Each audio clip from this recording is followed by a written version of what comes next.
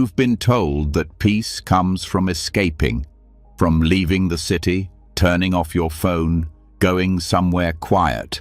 But what if I told you the real noise isn't outside, it's inside?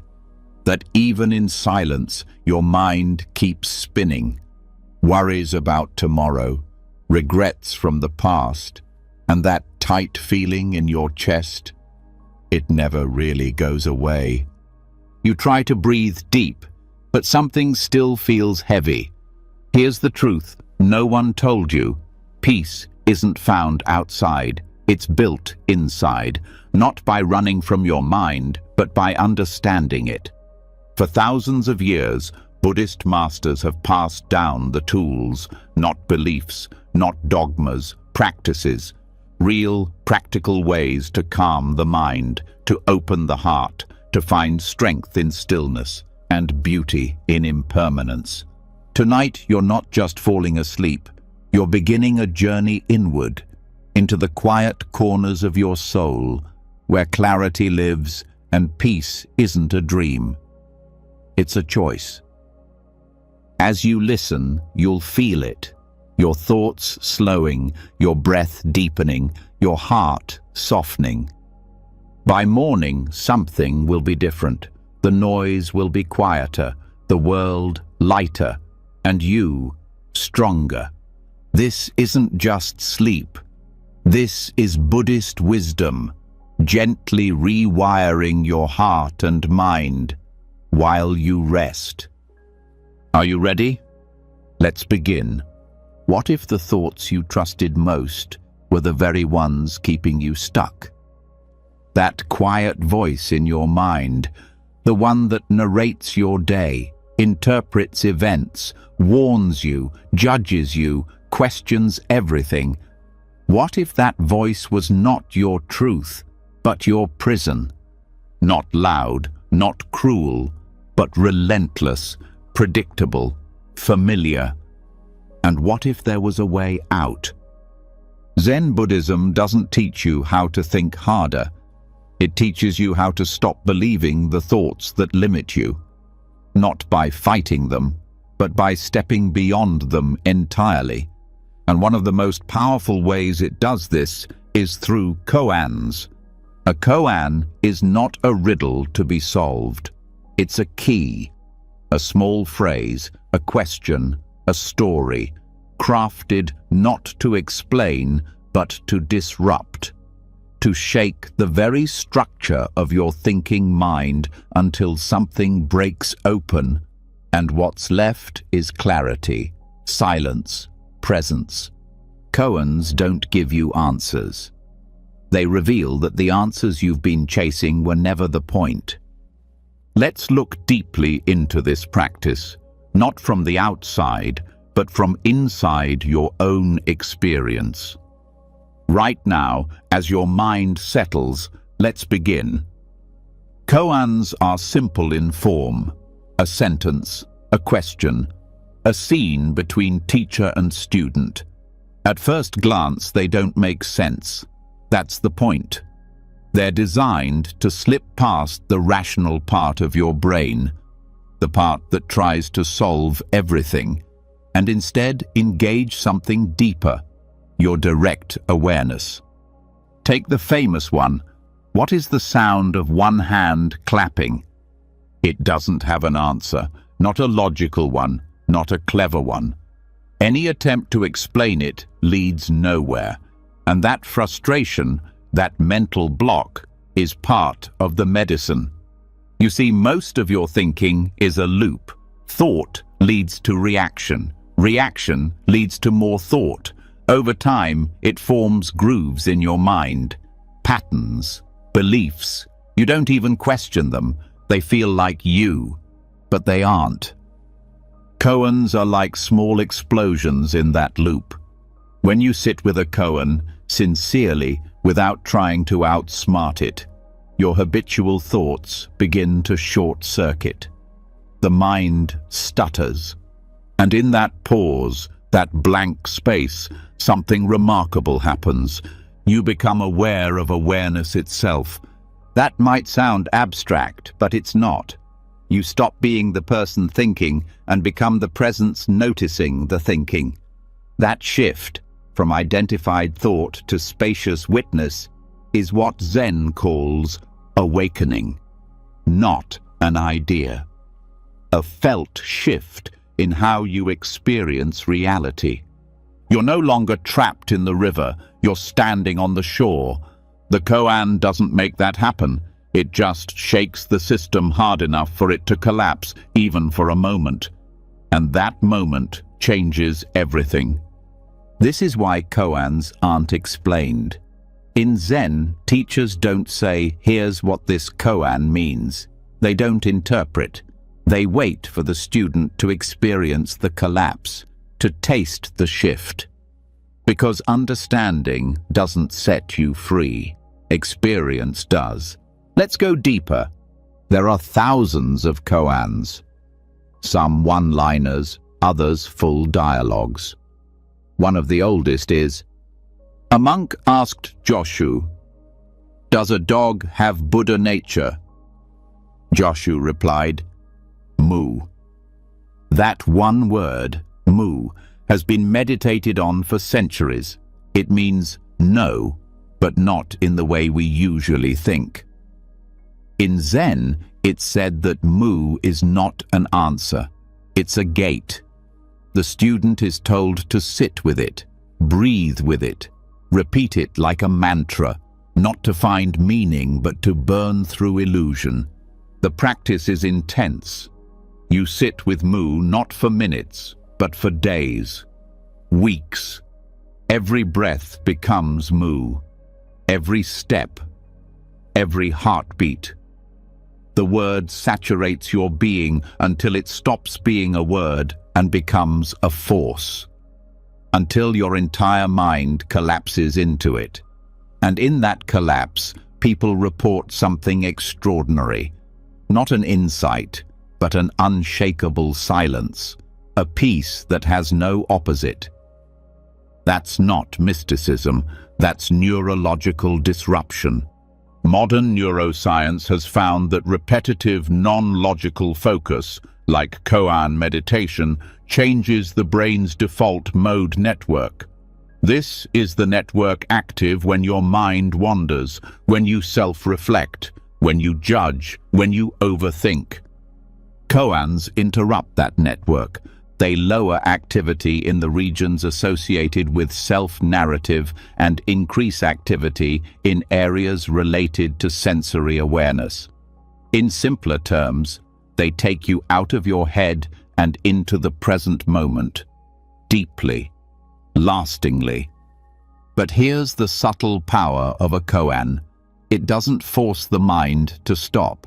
It exhausts it. You try to understand. You fail. You try again. You fail again. Eventually, the thinking mind gets tired. It drops the need to figure it out. And right then, when effort is gone, space opens. And in that space, awareness blooms. Not in the future, not in the past, but here, now. This is why koans are often practiced in silence, without guidance, in monasteries where students sit for hours facing walls. The external world fades, the inner world collapses.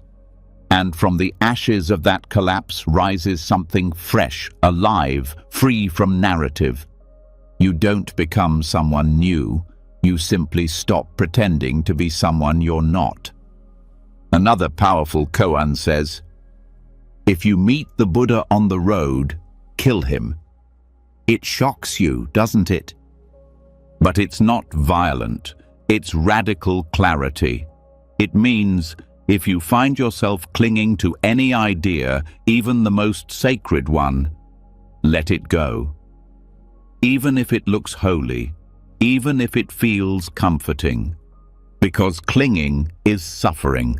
That includes beliefs about enlightenment, about who you are, about what should or shouldn't be. True awakening isn't built on ideas. It's found when all ideas fall away and what's left is unfiltered awareness. The kind you don't chase because it's already here. The kind that's been silently present behind every moment of your life. Koans don't give you that awareness. They remove what blocks you from seeing it. Now let's bring this to where you are. You don't need to live in a monastery to benefit from koans. You don't need a Zen master or a robe. You need only sincerity and willingness to sit in not knowing. That's rare. Most people want answers, fast ones, neat ones. But Zen invites you to sit with the mess, to let it burn without running. And that's why this practice is not easy, but it is real. Take this into your own life. Next time your thoughts spiral, when fear speaks or anxiety grabs you or the mind plays its usual game, don't try to fix it. Don't argue with it. Don't escape. Ask yourself a question you can't answer. Something like, who is hearing these thoughts? What was my original face before I was born? Where is the mind if it can't be seen? Ask sincerely. Then sit in the space the question creates. That space is where transformation begins. It's the space where the thinker disappears and awareness remains. That's not philosophy. That's freedom. You may begin to notice something strange. After sitting with koans for a while, your usual reactions feel slower, softer. The anger that used to flare up immediately now feels less automatic. The urge to defend, to argue, to control, they don't grip you like before. That's not magic. That's what happens when the mental grooves are softened. Koans dissolve your automatic programming. They don't give you new thoughts. They create space between thoughts. And that space is where peace lives. You'll also notice your sense of identity begins to shift. The story of me, with all its worries, ambitions, memories, and fears, begins to feel less solid. Still there, but less sticky.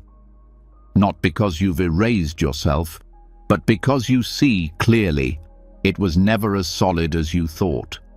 The mind tells stories. Koans expose the storyteller. Eventually, even the question, who am I, begins to fall apart. Not into despair, but into openness, into stillness, into a kind of joy that doesn't depend on answers. Koans aren't meant to be understood. They're meant to be lived. They're fire, not furniture. You don't carry them around. You burn in them. You let them consume your false certainty. And in the ashes, discover a kind of knowing deeper than thought. A knowing that doesn't need to speak. And here's the most beautiful part. Over time, your entire life becomes the koan. Every moment is an invitation. Every emotion, a doorway.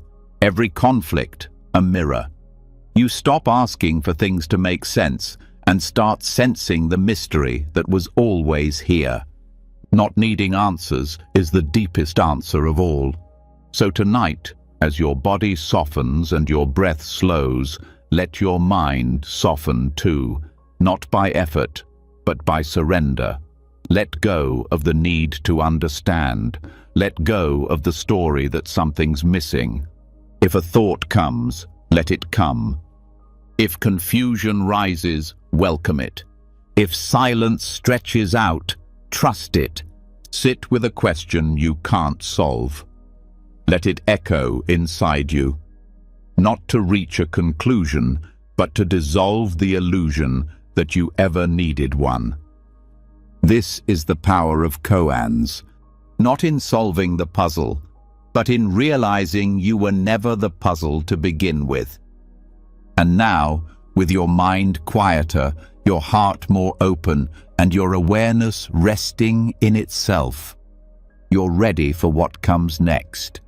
And once the mind stops grasping for answers, once even the idea of the self begins to loosen its grip, there comes a silence so vast it feels endless. But within that silence, there is sound. Not ordinary sound, not noise or chatter, something deeper, something ancient, chanting, not for performance, not for worship, not for entertainment, but as a direct technology to reach what words alone cannot touch. Because sound, real sound, speaks directly to what lies beneath thought. It doesn't argue. It doesn't explain. It vibrates. It moves through bone, breath, tissue, memory, into the subconscious, into identity, into all the layers where suffering lives unseen. This is where we now go. In Buddhist practice, chanting is not background noise. It's not something nice to add. It is a core method of transformation. It is used with precision, like a surgeon's blade, except instead of cutting flesh, it cuts through illusion. Repetitive Pali and Tibetan chants are structured in a very specific way. Their sounds, syllables, and tones are not random. They are designed to bypass your cognitive filters, because you don't need to believe in the meaning of the words for them to work. What matters is vibration. When a chant is repeated over and over with full presence, it creates a frequency field. That field interacts with the nervous system, the breath, and the subtle energy body. It doesn't stimulate your usual thoughts. It slows them, reshapes them. Sometimes it silences them entirely. Think of the mind like a muddy lake. Your thoughts are the dirt stirred up by constant motion. A chant, when repeated without expectation, is like still water. Over time, the mud begins to settle. What's left is clear space. In this space, you don't become someone new. You just finally hear what's always been there. Many people who begin chanting experience a feeling they can't describe, a kind of warmth or stillness, or even grief rising to the surface. That's not a side effect. That is the process. Because stored emotion lives not only in thought, but in the body. And sound reaches the body in ways logic cannot. When you chant, the vibration travels through your skull, your jaw, your chest. It resonates in your cells. Each repetition acts like a tuning fork, realigning what's out of harmony. There's also a reason why certain chants are structured in ancient languages. Pali and Tibetan are vibrationally dense. The syllables hold power not because of what they mean in translation, but because of how they feel in the body. Chants like Om Mani Padme Hum or Gate Gate Parasam Gate Bodhi Svaha are multi-dimensional tools. They aren't affirmations. They don't reinforce identity. They dismantle it, gently, layer by layer. Let's go deeper. Modern research has shown that repetitive vocalizations like chanting slow the heart rate, reduce cortisol, and stimulate the vagus nerve, the body's relaxation switch. But beyond the physical effects, something subtler happens. The constant self-reference, the internal narrator, begins to quiet. Not because you force it to, but because the chant gives your awareness something else to anchor to. And this new anchor doesn't reinforce your story, it erases it. The ego structure, that sense of me as separate, as in control, as isolated, relies on repetition too. You think the same things every day. feel the same reactions, tell the same internal story. Chanting interrupts this pattern. Every chant is like a bell rung in a room full of smoke. The smoke doesn't vanish all at once, but slowly it begins to thin. You don't fix the ego, you stop feeding it. That's the brilliance of sonic practice. It doesn't demand you change your mind. It simply makes the old identity uncomfortable until it dissolves by itself. One of the most powerful things that happens through chanting is the surfacing of buried emotion. It may come out as tears, as body heat, as a subtle trembling in the spine. That is energy leaving the system, not because you processed it mentally, but because the sound dislodged it from your energetic memory. This is why many chanting practices are done with deep breath, upright posture, and eyes either gently closed or slightly open, to keep the body as a stable container for whatever arises. And here's what's truly profound. Chanting becomes a mirror. Over time, you begin to hear yourself differently. The sound of your voice, once ordinary, now carries depth. You begin to sense where it's coming from, not the throat, but deeper. Some call it the heart. Others call it the hara, the center below the navel. Whatever name you use, the point is the same. You begin chanting from presence, not from personality. And that shift reconditions the entire system. What used to be emotional reactivity becomes space. What used to be anxiety becomes grounded vibration. And the more you chant, the more your system learns to live at this frequency, not just during practice, but in daily life. Now something subtle begins to happen. You're no longer trying to feel calm. You simply chant, and calm becomes the byproduct. You're no longer trying to feel worthy. You chant, and the feeling of lack evaporates. Not because you convinced yourself you're enough, but because the chant dissolved the question entirely. In this way, sound does what self-help never can. It doesn't build a better mask. It removes the need for one. There's also a deeply relational dimension to chanting, especially when done in group practice. A group repeating sacred sounds creates a shared field, a resonance that links nervous systems. Breaths sync, heart rates align, identity begins to dissolve, not just as an individual, but collectively. In that space, competition, comparison, even the urge to be seen, all melt away. What's left is communion, not with people as personalities, but with being itself.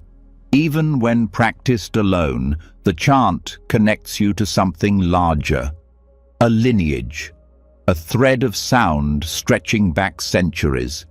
Your voice joins that thread, not as ego, but as offering, as continuity, as part of something timeless.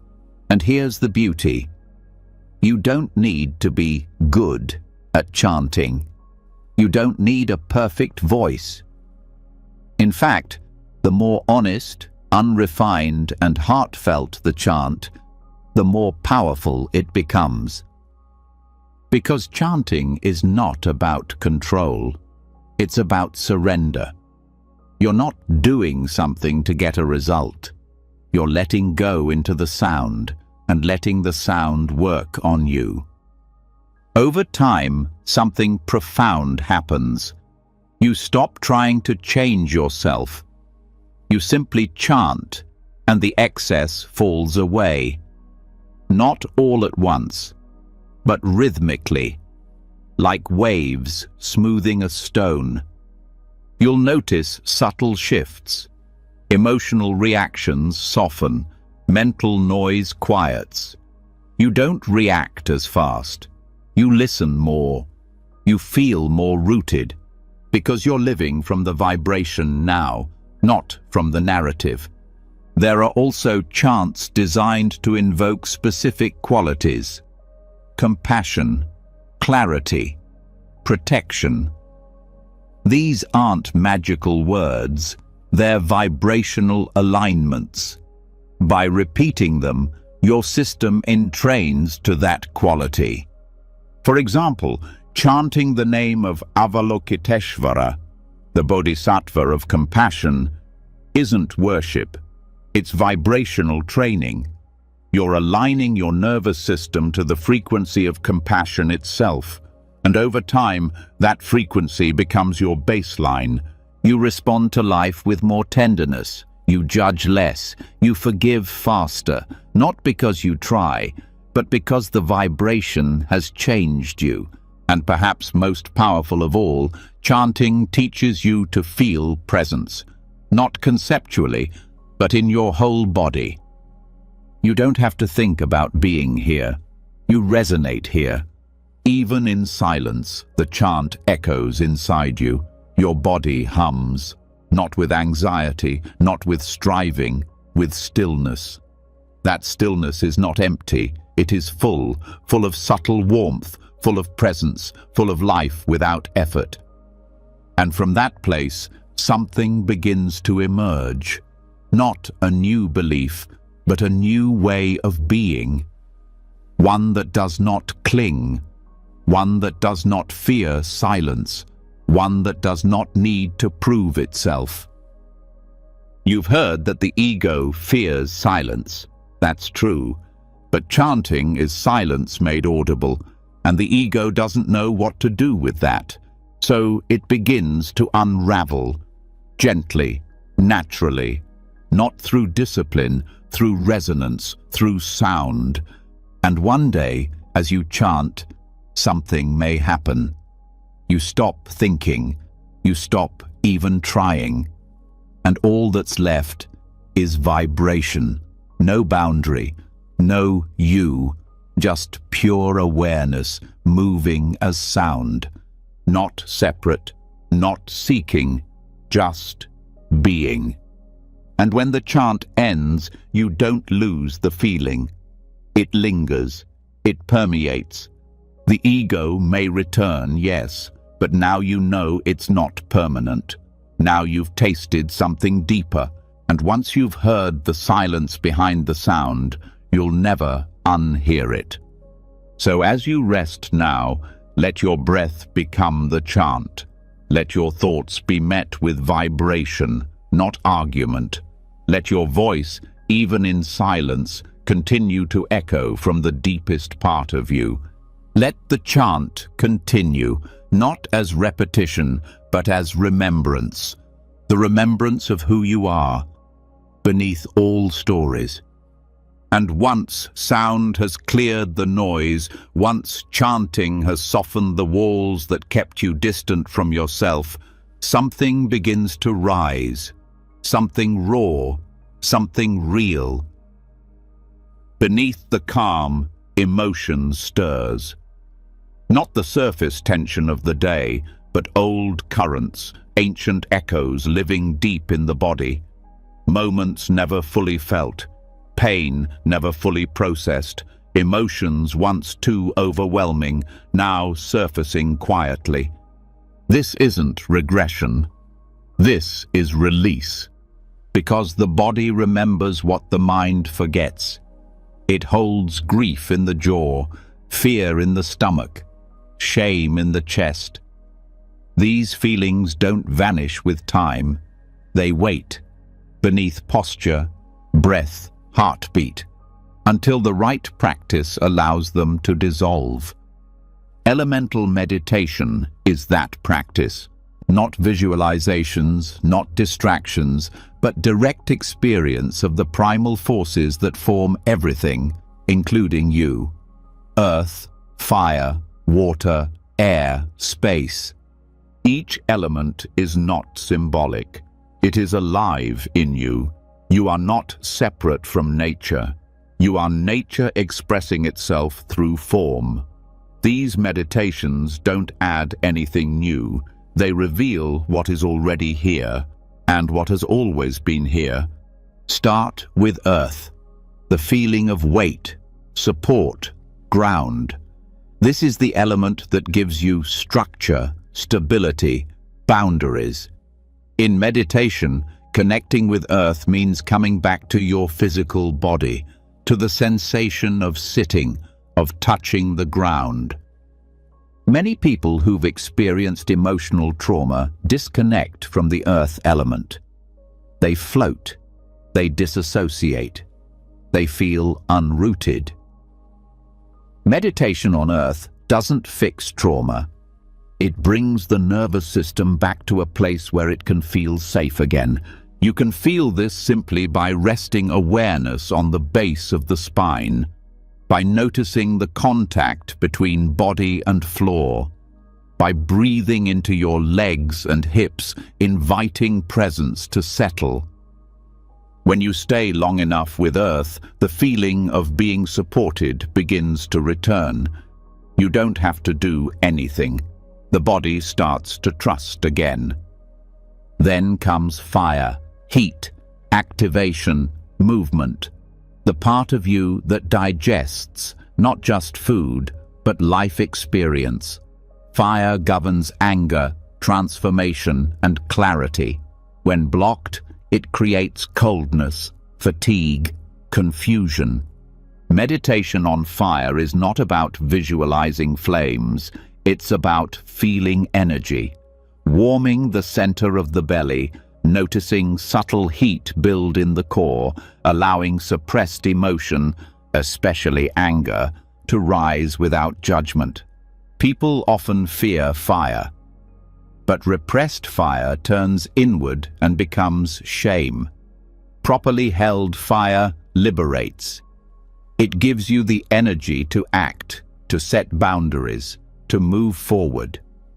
If during meditation the body begins to tremble, heat up, or feel waves of intensity, don't panic. That's fire doing its work. Let it rise. Let it burn what needs to leave. Then feel what remains. Water follows. Fluidity, emotion, memory. Water governs tears, empathy, and flow. It softens what fire brings to the surface. While fire liberates, water soothes. Many carry grief like a stone, heavy, unmoving. Meditation on water lets grief melt, not forced, just witnessed, often in silence, sometimes through tears. The body may sway as if rocked by inner currents. This is not breakdown. This is recalibration. To access water, place awareness in the pelvis, the area of flow and receptivity. Breathe slowly. Let go of control. Let the mind loosen its grip. Let feelings pass like waves, rising, cresting, falling away. There is no story here, no analysis, only the gentle motion of what wants to move. Next comes air, lightness, breath, expansion. Air governs communication, openness, space between thoughts. People trapped in trauma often have constricted breathing, shallow, rapid, tight in the chest. Meditation on air is the medicine for that. Not deep forced breaths, but presence with breath as it is, letting it move naturally, noticing how breath enters through the nose, fills the lungs, and leaves without effort. This simple awareness restores rhythm. It reconnects you with life, not as a concept, as sensation, as now. When air is balanced, the mind clears, the body feels spacious, anxiety softens. You don't need to fix your thoughts. You simply breathe. and thought begins to lose its urgency. Finally, there is space, the element without form, the one that holds everything and clings to nothing. Meditation on space is subtle. It's not visual. It's not physical. It's awareness, becoming aware of itself. You're no longer focusing on sensation or breath. You're resting in openness, in the silent field in which all other elements arise. When trauma dissolves into space, it stops defining you. It becomes energy, memory, movement, no longer identity. This space is not emptiness in the negative sense. It is spaciousness. It is the capacity to hold every feeling without being overwhelmed. The more time you spend in elemental presence, the more you understand something important. Healing is not a linear process. It's circular, rhythmic. Earth may support you today. Tomorrow, fire may rise. The day after, water may bring tears. This is not regression. It's deep work. And elemental meditation is the terrain through which that work unfolds, patiently, gently, consistently. One of the most powerful ways to practice is to combine elements in one sitting. Start grounded in earth to feel the body. Activate fire in the belly to awaken. Soften into water to release. Breathe into air to expand. Rest in space to integrate. Let each element teach you something. Earth teaches patience. Fire teaches courage. Water teaches surrender. Air teaches presence. Space teaches freedom. No emotion needs to be solved. It needs to be held, not in thought, but in elemental awareness. If sadness arises, where does it live? Does it feel heavy like earth, hot like fire, wet like water, tight like air? Or does it ask for more space? These questions don't require answers. They guide attention. And attention, without resistance, heals. Over time, you'll begin to feel your trauma not as a burden, but as sensation. It loses its charge. It stops defining your choices. You're no longer protecting old wounds. You're living from a new rhythm, one that flows with the elements, not against them.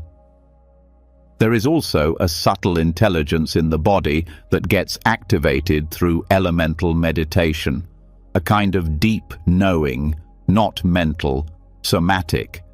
This intelligence knows when to release, when to rest, when to open.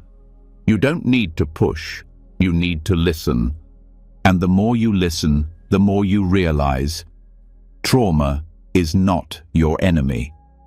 It's a part of you that froze, that held pain to keep you safe. Through the elements, you thaw, you soften, you allow that part of you to rejoin the whole. This is not about becoming perfect, it's about becoming whole, not fixed, not changed, simply present, with all parts of yourself alive and included. Some may ask, how long does this take? How many sessions? How many weeks? But the body does not move by calendar, it moves by rhythm. Some shifts take years, others take moments. But every time you sit, every breath you bring to sensation, you are loosening the knot. You are teaching your system that it is safe to feel again, safe to be here. And when you walk through the world with that awareness, grounded, warm, open, clear, spacious, something changes. You listen more, react less. You hold boundaries without shutting down. You feel without collapsing. You move without rushing. You carry the elements with you, earth in your steps, fire in your presence, water in your eyes, air in your breath, space in your silence. You don't perform calm, you are calm. Because nothing is stuck, nothing is hidden. The practice has done its work, quietly, deeply. So now, as you rest, let the body speak. Let the elements rise in whatever form they need. Don't try to label or fix. Just feel. Let what's frozen melt. Let what's heavy settle. Let what's tight expand. Let what's distant return. Let what's lost be welcomed. No need to rush. No need to understand. Just stay. The earth holds you. The fire warms you. The water softens you. The air opens you. The space frees you. Let that be enough. And when you're ready to move forward, something deeper will come with you. Not a story, not a scar, a stillness. One that remembers you are whole, you always were. And once the elements have softened the body, released the memory locked in the muscles, and returned the mind to stillness, something unexpected begins to open, a deeper sensitivity. Not just to yourself, to everything. A kind of quiet empathy that doesn't ask for attention, doesn't announce itself, but feels everything around it more fully. Trees, wind, small animals, even the space between sounds, all start to feel alive. This is not imagination. This is awareness expanding beyond the human center. Buddhist practice does not stop with inner calm. It continues outward, dissolving the idea that worth and awareness belong only to humans. The ego believes it is the center. It puts me at the top of the hierarchy, but meditation slowly undoes this illusion. It begins by turning attention inward, but as the identity softens, awareness begins to spread, not by will, but by nature. This is where non-human compassion begins. Not as a belief, not as sentiment, but as a direct experience that other forms of life, even the ones you overlook, also suffer, also feel, also carry the weight of existence in their own way. Traditional Buddhist teachings often begin with metta bhavana, the cultivation of loving kindness. This practice begins with offering goodwill to yourself, then others, then neutral people, and eventually enemies. But the deeper layers don't stop with people, they go beyond. Buddhist texts often include the line, "May all beings be free from suffering." All beings, not just friends, not just humans, beings with wings, with fur, with shells, with scales, beings that crawl, that swim, that live in the soil, even beings you cannot see. This isn't poetry, it's discipline. To sit in silence and actively generate warmth toward what your ego would normally ignore or reject. At first, it feels unnatural, maybe even strange. The mind will resist. It will say, "They're just animals. They're too small. They don't matter. They don't understand." But with sustained meditation, the resistance softens. You begin to feel differently. A spider no longer looks like a threat. A bird's cry is no longer background noise. Ants on the ground seem less like interruptions, more like neighbors. And when you feel that shift, even once, it stays with you. What's happening is simple. The boundary of self is expanding. The ego is no longer the edge. Compassion begins to include what was once invisible. The deeper the meditation practice goes, the more sensitive the system becomes. Not emotionally reactive, but open, clear, responsive. This is not weakness, it's refinement.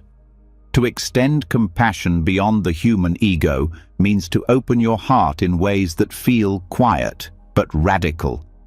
It doesn't require words. It doesn't need others to notice. It becomes part of your way of being. And here's the key. This extension is not driven by thought. It's not a moral checklist. It arises naturally when self-importance dissolves. When the thought, "I am more important than that creature," disappears, what's left is connection. In Buddhist cosmology, there are many types of beings: human, animal, hungry ghost, even gods. Not all visible, not all understandable through logic, but all seen as part of the same shared existence, all deserving of compassion.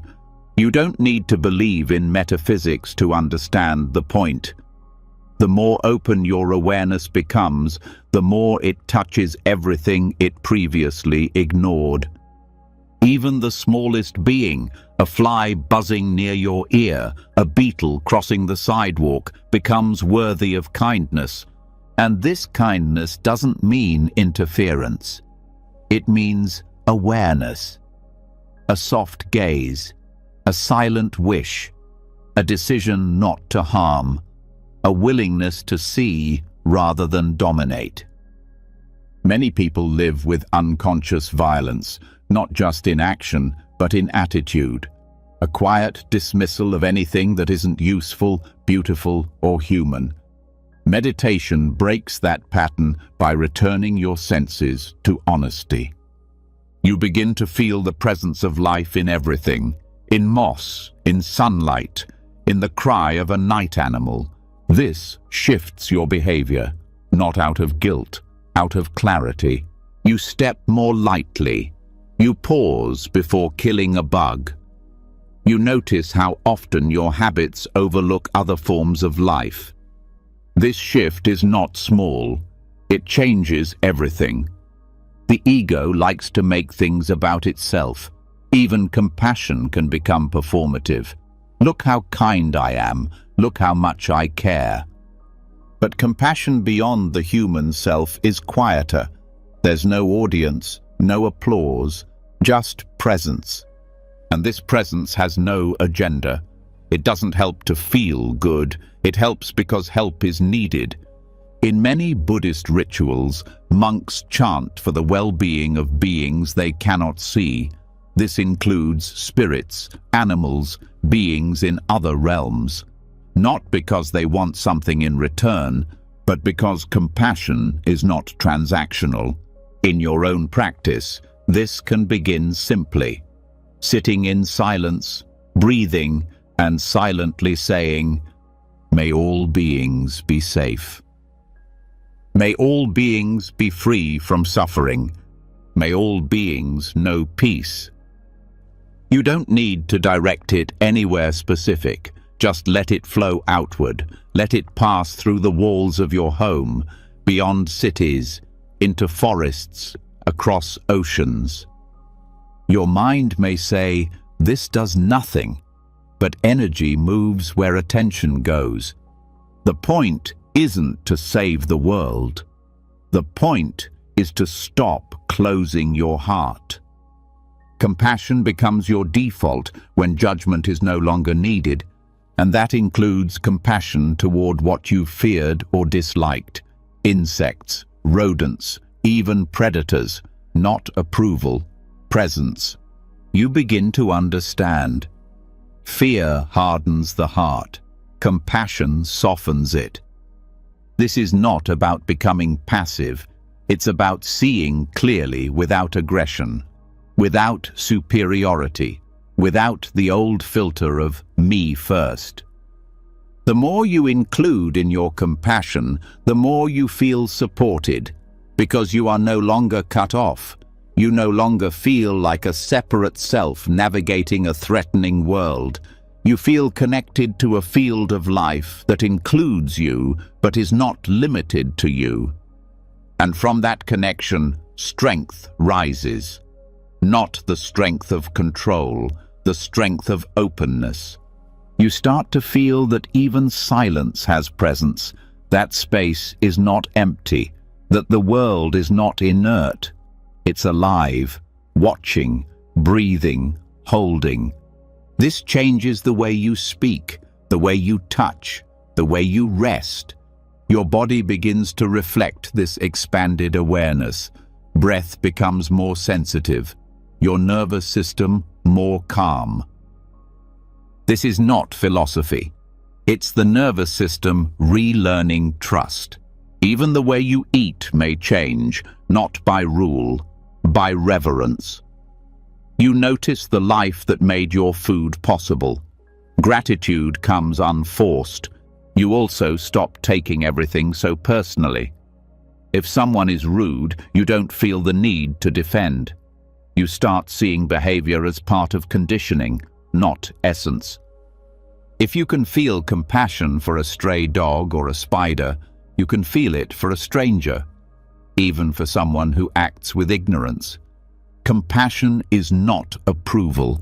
It is understanding that suffering leads to suffering, and kindness breaks the chain.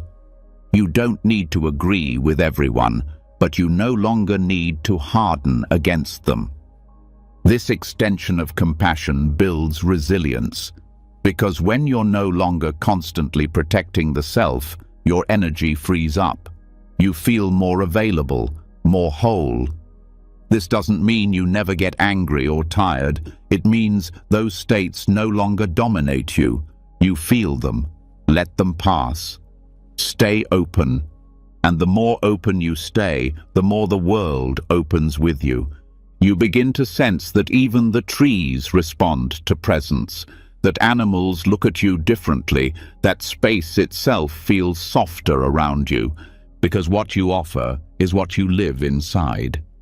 Meditation teaches this not through belief, but through direct contact. Each time you sit and offer compassion beyond your human concerns, you expand the field of being. This is what Buddhism means when it speaks of bodhisattvas, beings who dedicate their awareness to the well-being of all life, not to become saints, but because the boundaries of ego no longer make sense.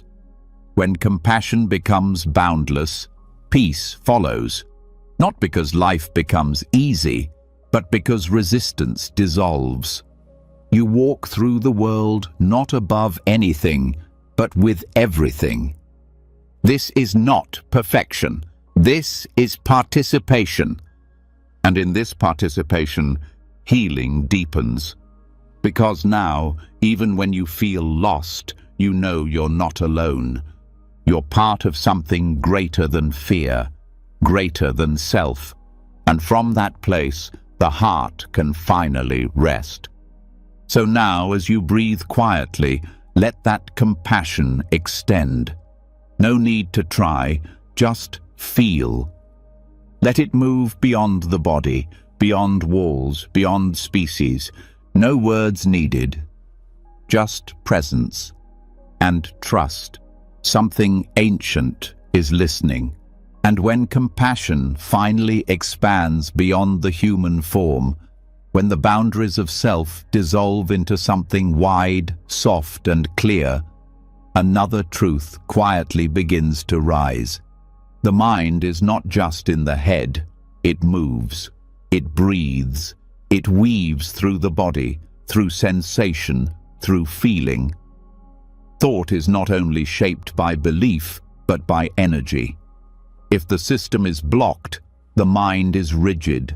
If the system flows, thought becomes light, adaptable, calm.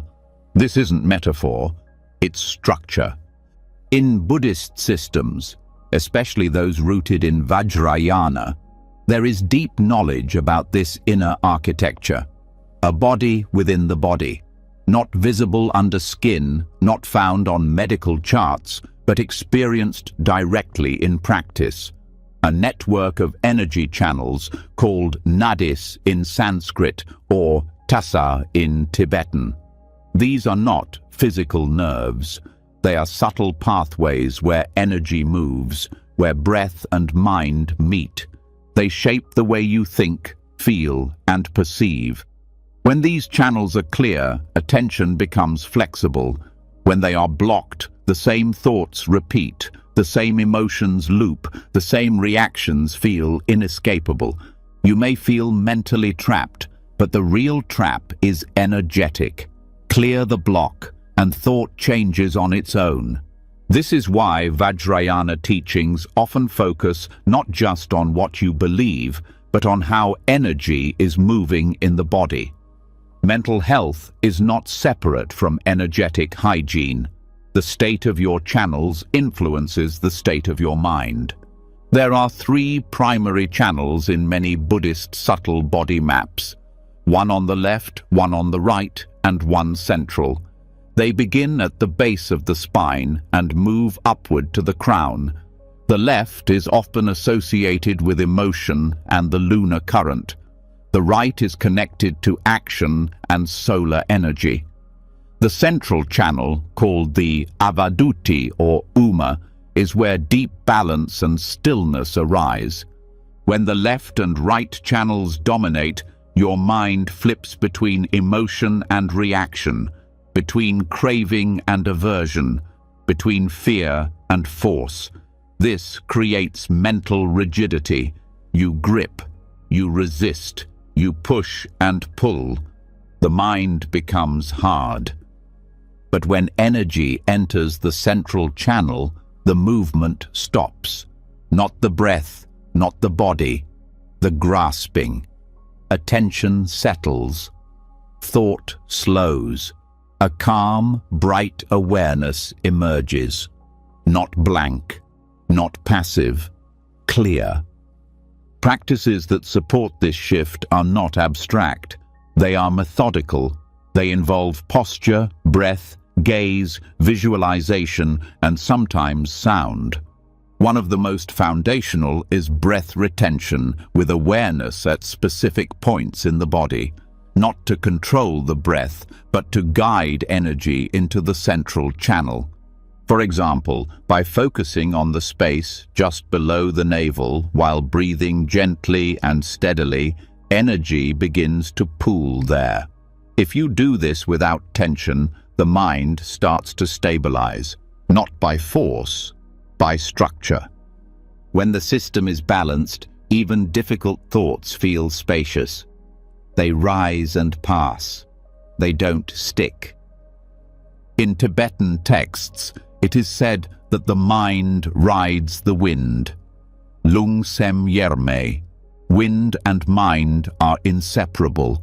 That means your thoughts move with your inner currents. If the winds are chaotic, the mind is scattered. If the winds are still, the mind is quiet. This is not poetic language. It is a lived experience. And the reason meditation often feels difficult is because the winds are not trained. They're stuck. They move in crooked patterns. This is where energetic hygiene becomes essential. You can sit in perfect posture with deep philosophy, but if your channels are tight, your mind will not settle. Training the subtle body means working with that energy, not forcing, not blocking, but aligning it. In traditional practice, yogic breathing is used not for strength, but for purification.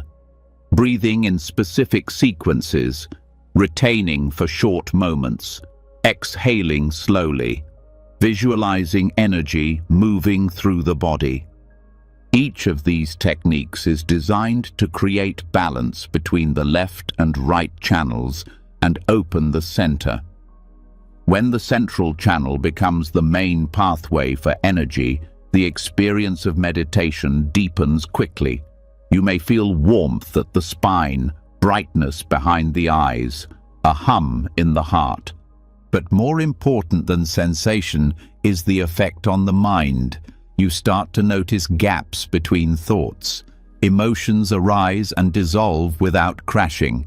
Attention doesn't fight, it rests. And this resting is not dull, it's full of presence. The more you train this way, the more stable the experience becomes. You don't have to escape life to feel peace, you carry it inside your system. There are also points in the subtle body called chakras, though this term varies in meaning across traditions. In many Buddhist systems, these are considered energy hubs where channels meet. They are not places to believe in, they are places to feel. Each point holds different psychological qualities. The throat for communication, the heart for connection, the solar center for will. When these areas are open, the mind reflects their clarity. When blocked, mental patterns twist. For example, when the heart center is tight, trust is difficult, compassion feels far. But when it opens, there's a natural warmth, not sentimental, but stable. These openings don't come from affirmations, they come from awareness directed inward, from consistency, from subtle practices that cleanse the system. Over time, practitioners begin to feel their body as more space than structure. Energy flows without friction, breath feels full, thought becomes less intrusive. You're not numbing anything, you're including everything with ease. This level of energetic awareness also sharpens perception. You begin to notice subtle shifts in others. You feel tension before it's spoken. You sense emotional currents not as threats, but as signals. This sensitivity is not weakness, it's attunement. When your own channels are open, your nervous system doesn't absorb other people's chaos. It sees it, allows it, moves around it. This is why advanced practitioners often feel deeply grounded, not because they're emotionless, but because their system doesn't cling to every impulse. Training the subtle body also supports deep emotional digestion. When energy moves properly, old patterns rise and pass without resistance. That tightness in your throat, the heaviness in your stomach, those are not random. They are places where breath stopped moving, where the mind held something too painful to feel. Through subtle body work, those places begin to loosen. Not all at once, gradually, gently. And as they open, mental resilience builds, because you're not escaping discomfort, you're learning to hold it with space. Over time, your system doesn't react the same way to stress. You don't feel hijacked by emotion.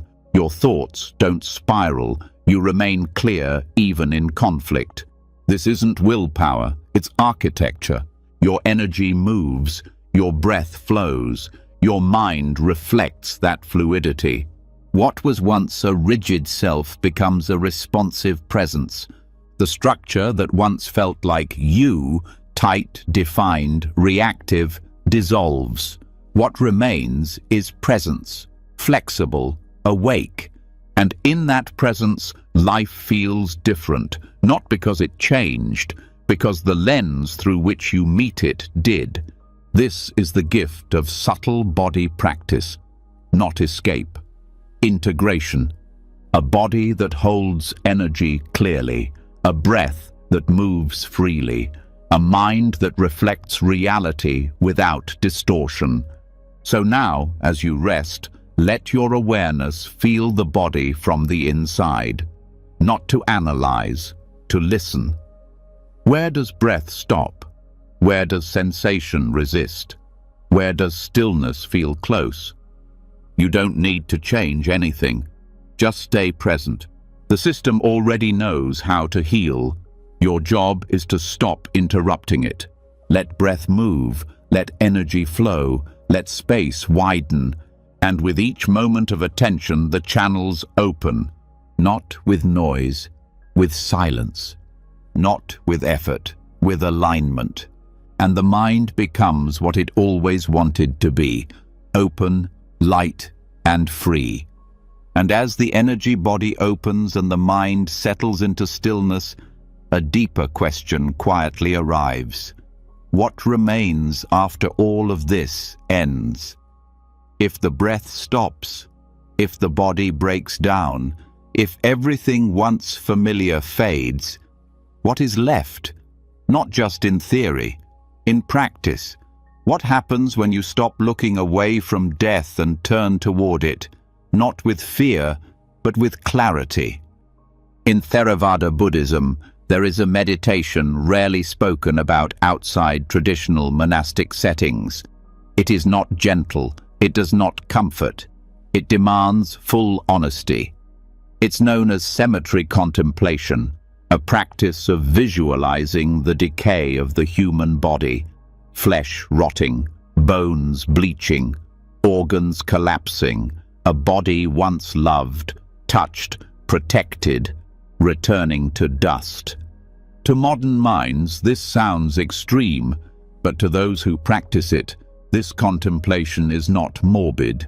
It is liberating, not symbolic, but direct. It cuts through illusion at the root. The core of this practice is not fascination with death, it's freedom from attachment. Fear arises when the mind clings to youth, to appearance, to control, to permanence. But when you stare directly at the truth of impermanence, the clinging starts to dissolve. The Buddha himself gave detailed instructions for this. He described 9 stages of decomposition.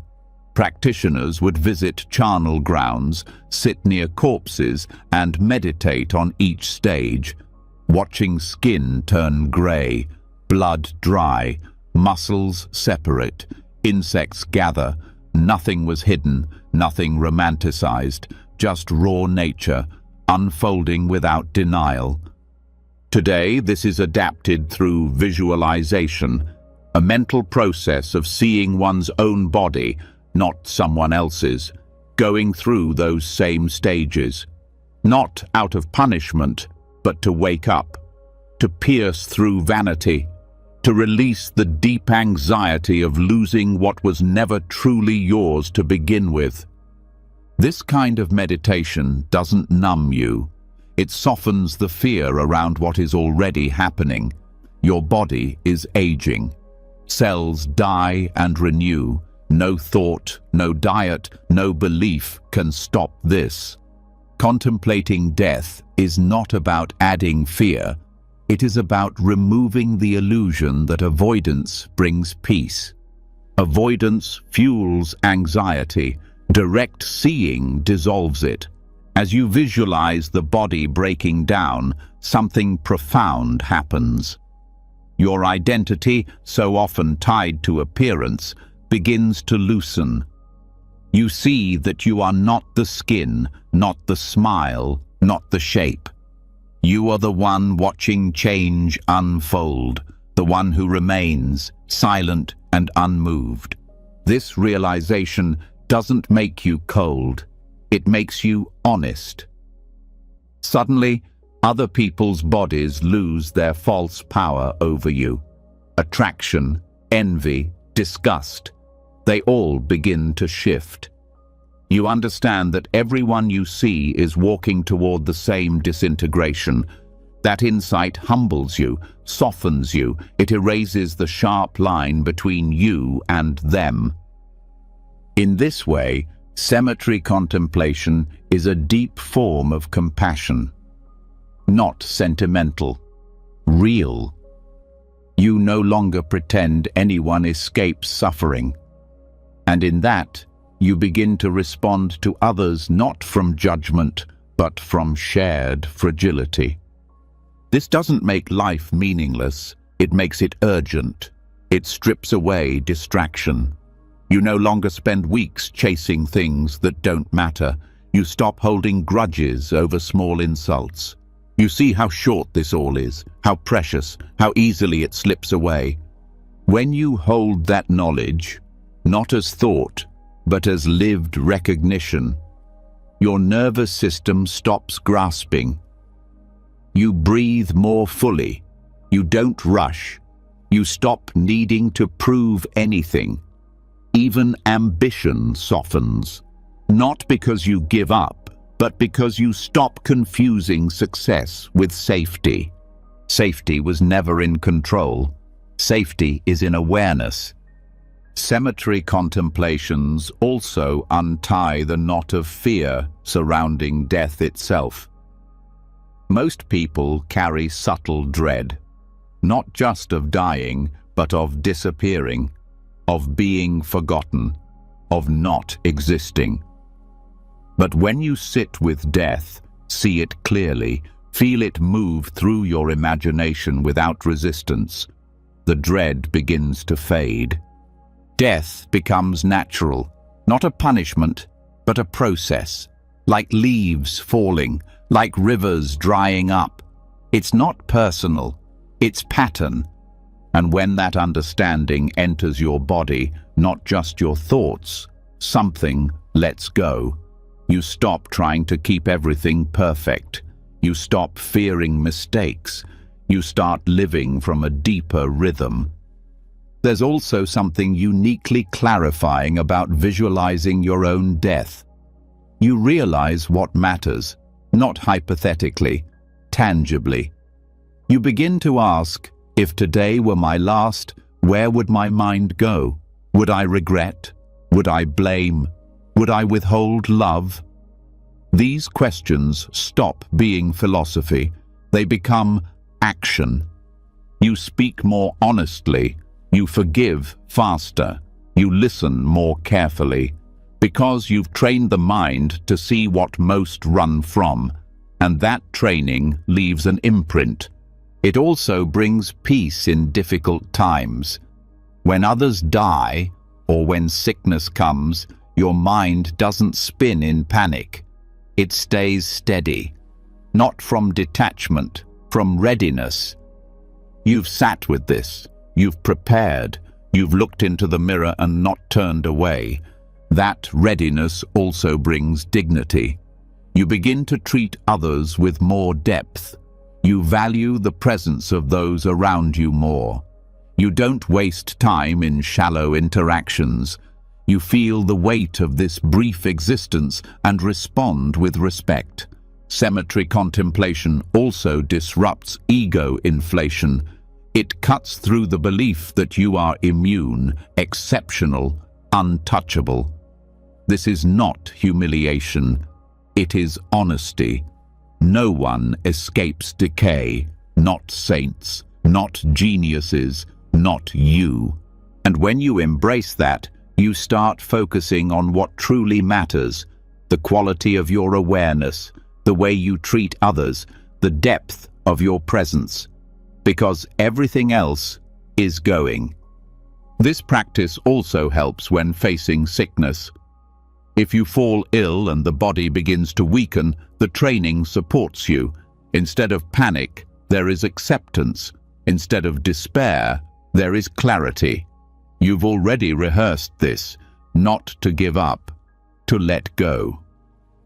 Some people think meditation is about escaping reality, but cemetery contemplation proves the opposite.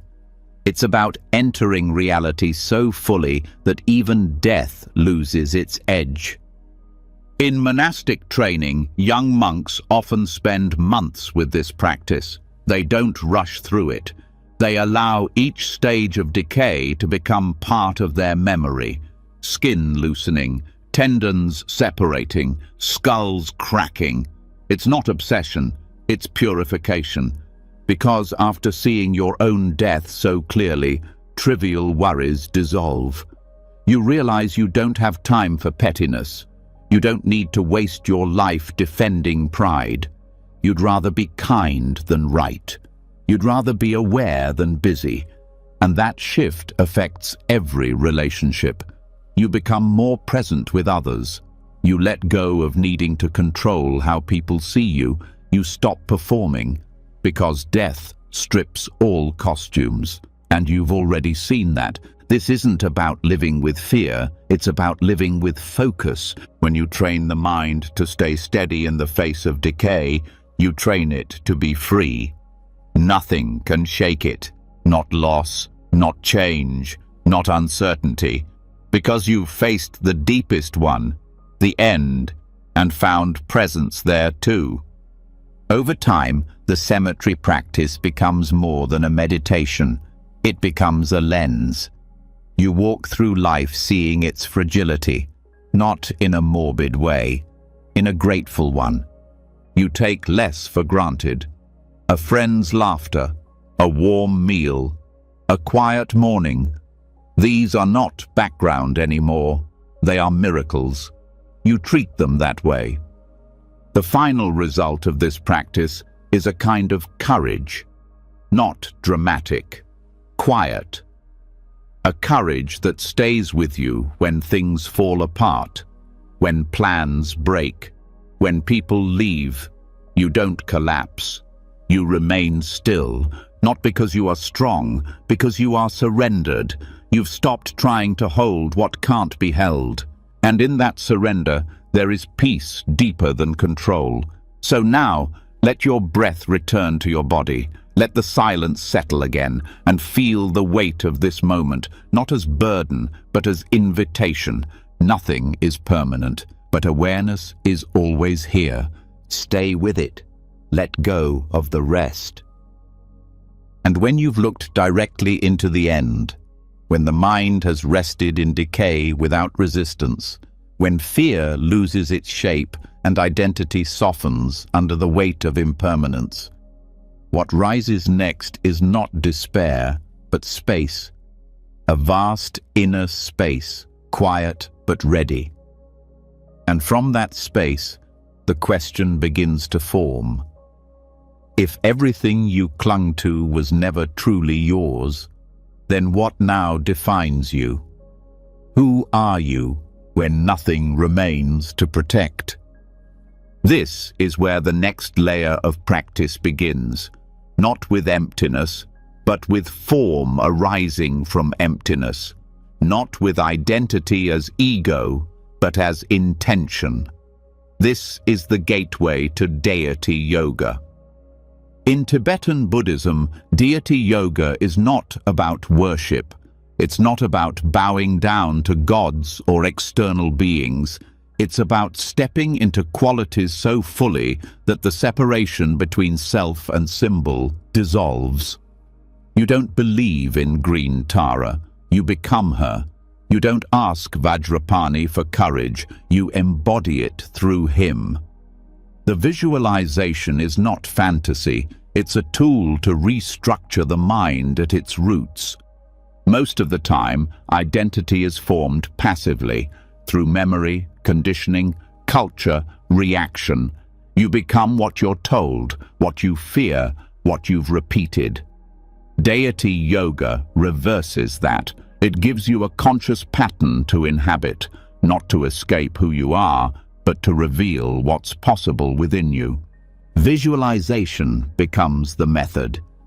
You hold the image of a specific deity, not outside you, but in your heart, in your breath, in your body. You study their posture, their color, their expression, not because it's exotic, but because each detail holds symbolic meaning tied to your mind. Green Tara, for example, represents swift compassion. She's not passive. Her right leg is extended, ready to move toward suffering without hesitation. She's surrounded by lotus blossoms, symbols of wisdom that bloom from mud. Her gaze is direct, alert. When you sit with her image, you don't just see a figure. You begin to feel what it means to respond to pain, not with panic, but with fearless love. This isn't pretending, it's training. Just like repeating anger makes you more reactive, repeating courage reshapes your nervous system. When you visualize Tara, recite her mantra, and breathe with her form, you are not escaping pain. You are expanding your response to it. In the same way, Vajrapani is the protector, the embodiment of strength. Muscular, fierce, wrapped in flames, not to attack, but to burn through illusion, to cut what binds the mind. His image is fierce because he holds the energy many are taught to suppress: anger, force, power. But in deity yoga, you don't deny these energies. You learn to channel them. Vajrapani teaches you to hold that fire with awareness, to transform it into clarity and action. Each deity is an archetype, a mirror, a map. You don't pray to them as something above you. You call them forward as something already seeded inside you. And through repetition, that seed starts to grow. This is why visualization is not just imagination, it's embodiment. You bring the form into your mind and into your breath until the boundary dissolves. You feel the deity's qualities as your own. Over time, those qualities become default. Confidence becomes natural. Compassion becomes the first response, not the last. The process involves many layers. There's outer visualization, where you see the deity in front of you. Inner visualization, where the deity appears at your heart. And secret visualization, where you realize the deity was never separate from you, that every mantra you've spoken, every image you've held, was a reflection of your own mind waking up. The mantras are not spells. They are vibrational codes designed to shift your frequency.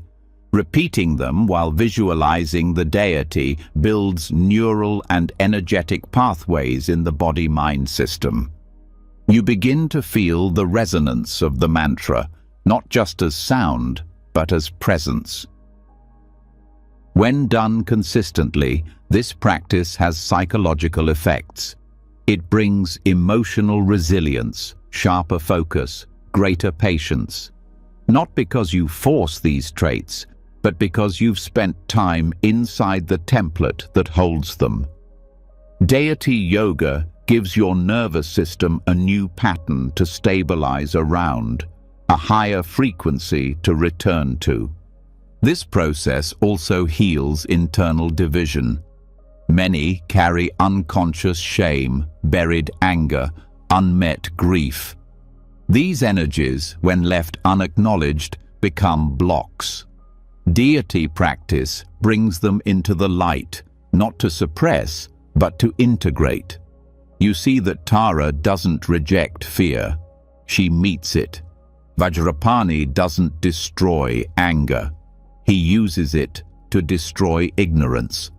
And slowly, you begin to relate to your own pain differently.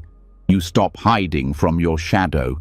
You bring it to the altar, into the visualization, into the mantra. You sit with it, breathe with it, transform it. You also start to understand that these practices were never meant to be distant or abstract. They were designed for minds like yours, confused, distracted, tired. The deities are not distant gods. They are expressions of awakened mind, and they invite you to remember that you carry that same capacity. When challenges arise in daily life, the effects become noticeable. You react slower, you judge less, you sense strength when fear tries to rise, because you've rehearsed. You've met yourself in forms larger than your fear. This builds a kind of psychological immunity. Not resistance to feeling, but protection from drowning in reaction. A stable self, built not on ego, but on clarity. Over time, the practice deepens. Visualization becomes easier. Mantra becomes automatic. The deity's qualities start appearing in your behavior without thought, not as an act. as presence. And then something subtle happens. You stop needing the form. You stop needing the image. The qualities remain. The outer becomes inner. The inner becomes seamless. You move through the world not as a character in search of validation, but as a field of awareness responding with wisdom and strength. Deity yoga does not eliminate the self. It refines it. It gives it shape without solidifying it. And this is the paradox. By becoming something greater, you realize you were never separate from it. In advanced stages, the visualization dissolves entirely into light. The body of the deity dissolves into your body.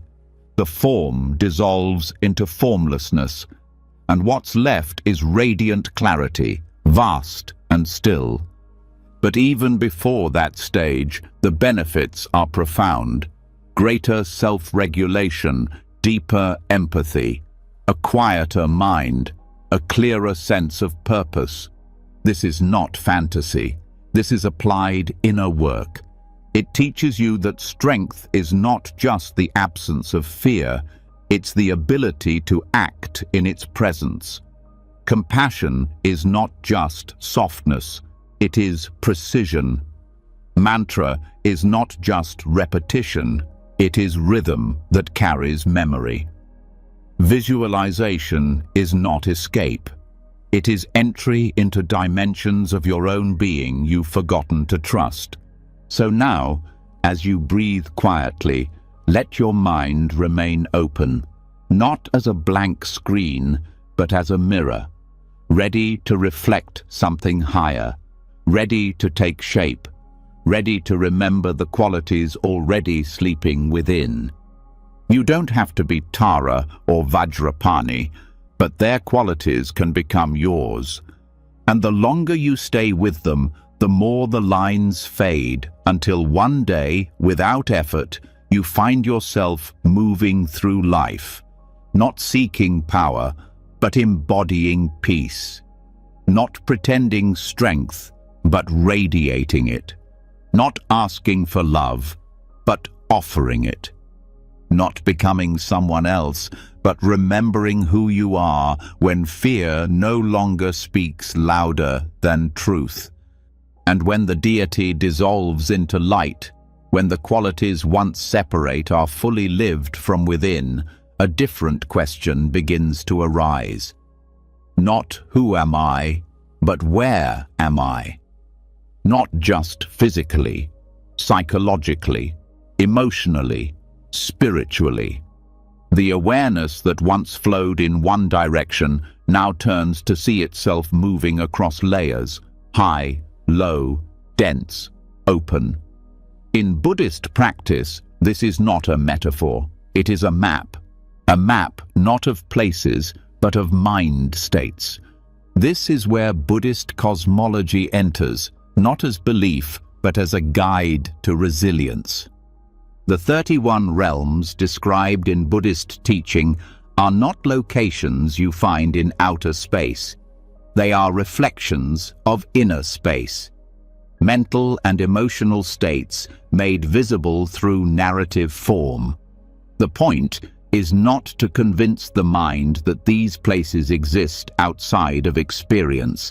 The point is to show how often you visit them already.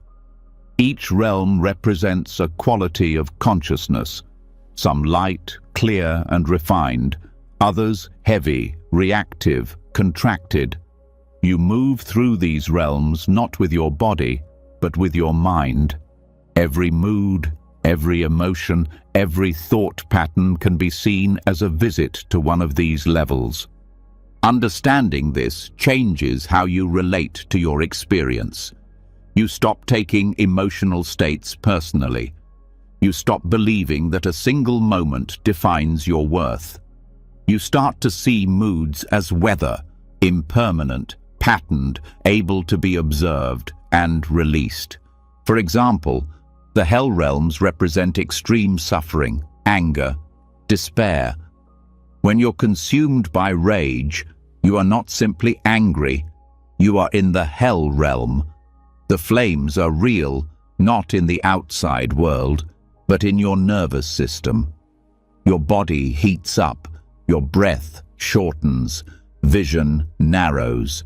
That's not abstraction, that's physiology. But Buddhist cosmology doesn't judge this. It shows that even this realm, even this pain, is part of the map.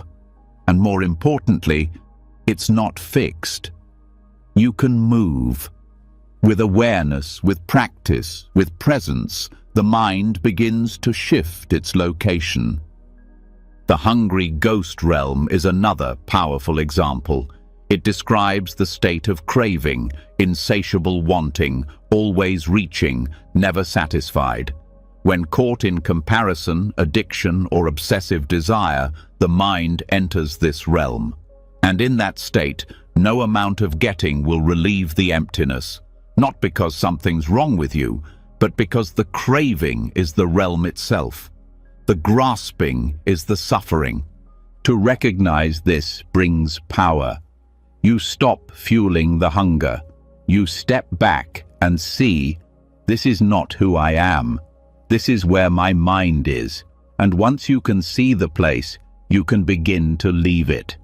Then there are the animal realms, linked with ignorance, instinct, habitual behavior. When you're stuck in reaction, refusing to reflect, numbing out through routine, the animal mind is present. Not wrong, just unaware. The practice here is to become conscious of unconsciousness, to bring light into repetition, to gently guide the mind back into reflection without shame. One of the most deceptive realms is the realm of the gods, states of pleasure, success, praise, comfort. These seem like ideal places, but the teachings are clear. Even the highest realms are impermanent. Joy that depends on conditions eventually fades. The gods forget to practice. They enjoy, but they don't develop. When those realms collapse, they fall harder. Awareness that clings to pleasure becomes soft, unprepared for loss. That is the message of Buddhist cosmology. It prepares the mind for all states. It shows that suffering is not punishment, and joy is not proof of arrival. Both are parts of the journey. Neither are permanent. Your value isn't tied to which realm you are in. Your freedom depends on your awareness within the realm. Mental resilience comes from this understanding. You no longer chase or resist your experience. You navigate it. You notice when you enter the realm of jealousy, tight chest, sharp thoughts, restless energy. You don't deny it. You don't feed it. You name it. Breathe with it. Move through it. This is not a denial of complexity. It's a deep acceptance of how layered the mind is. Even within a single hour, you may move from a lower realm to a higher one, from fear to stillness, from confusion to insight. The journey is never linear. The cosmological model teaches you to track this movement, to see your triggers as doorways, your reactions as signposts, your habits as maps. Nothing is wasted. Every state is usable. It also helps in relationships. You stop taking others' behavior as their essence. You see that when someone lashes out, they are caught in a realm, not evil, not broken, just suffering, just unaware. And this recognition invites compassion, not as softness, but as clarity. It doesn't mean you allow harm. It means you don't meet confusion with more confusion. You meet it with grounded presence. You meet it with steadiness that doesn't fall into the same realm. This map becomes especially useful during practice. When you sit and the mind fills with restlessness, craving, boredom. That's not failure. That's movement. The hungry ghost is present, or the animal realm, or the human one, so full of thought and striving. You don't need to push them away. You meet them, you name them, you sit through them. And when calm arises, when the breath deepens and awareness stabilizes, you don't cling. You recognize the divine realm. You enjoy it, but you stay rooted. You keep practicing. This balance builds a deep kind of stability, not the kind that needs conditions to be right, the kind that moves with the shifting landscape without losing itself. And this is the deeper teaching. You are not the realm. You are the traveler. The more you recognize this, the less power each emotional state has over you. You stop building identities around temporary moods. You develop emotional elasticity, the ability to feel fully without becoming the feeling. This flexibility doesn't come from suppressing emotion. It comes from naming your state without judgment, from locating your mind without reacting. Awareness becomes the steady ground, no matter where the rest of your experience moves. And as the practice deepens, you begin to feel the realm before the thought even arrives. A sensation in the gut, a tension in the throat, a heat in the back of the neck. These are not problems, they are early signs, invitations to stay conscious. You start to see patterns, how certain events trigger certain realms, how stress invites craving, how praise awakens pride, how conflict stirs aggression. This insight turns your life into a living meditation. The classroom never ends. This map is not used to bypass. It's used to return, to drop deeper into presence every time the mind tries to escape through reaction, through distraction, through collapse. Even the realm of the Titans, those constantly fighting to climb higher, teaches something. It reveals how competition rooted in insecurity breeds suffering. You see it in yourself when others succeed and you feel threatened. You see it in others when praise becomes pressure. And instead of getting caught in the battle, you breathe. You step out. Not every moment offers resolution, but every moment offers awareness. And that awareness, practiced over time, becomes resilience, not because you're tougher, but because you're freer. The 31 realms are not fantasy. They are reflections of lived experience. They are tools for recognition. They expand your understanding of what it means to be human, to suffer, to grow, to return again and again to clarity. And eventually, you don't need to know which realm you're in. You just stay present. You breathe through the storm. You walk through the fog. You sit through the fire. And you trust that awareness itself is the home beneath it all. So now, return to your breath. Let the map settle into the background. Let this moment be what it is. Without escape, without grasping. You are not lost. You are just passing through. And when you begin to see the mind as a traveler, when each emotional state is recognized not as identity, but as location, there comes a moment where you ask, how do I return to center? Not as a concept, as an experience.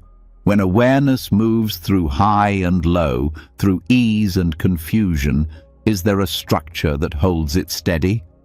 Something silent and balanced, something that doesn't react, just holds.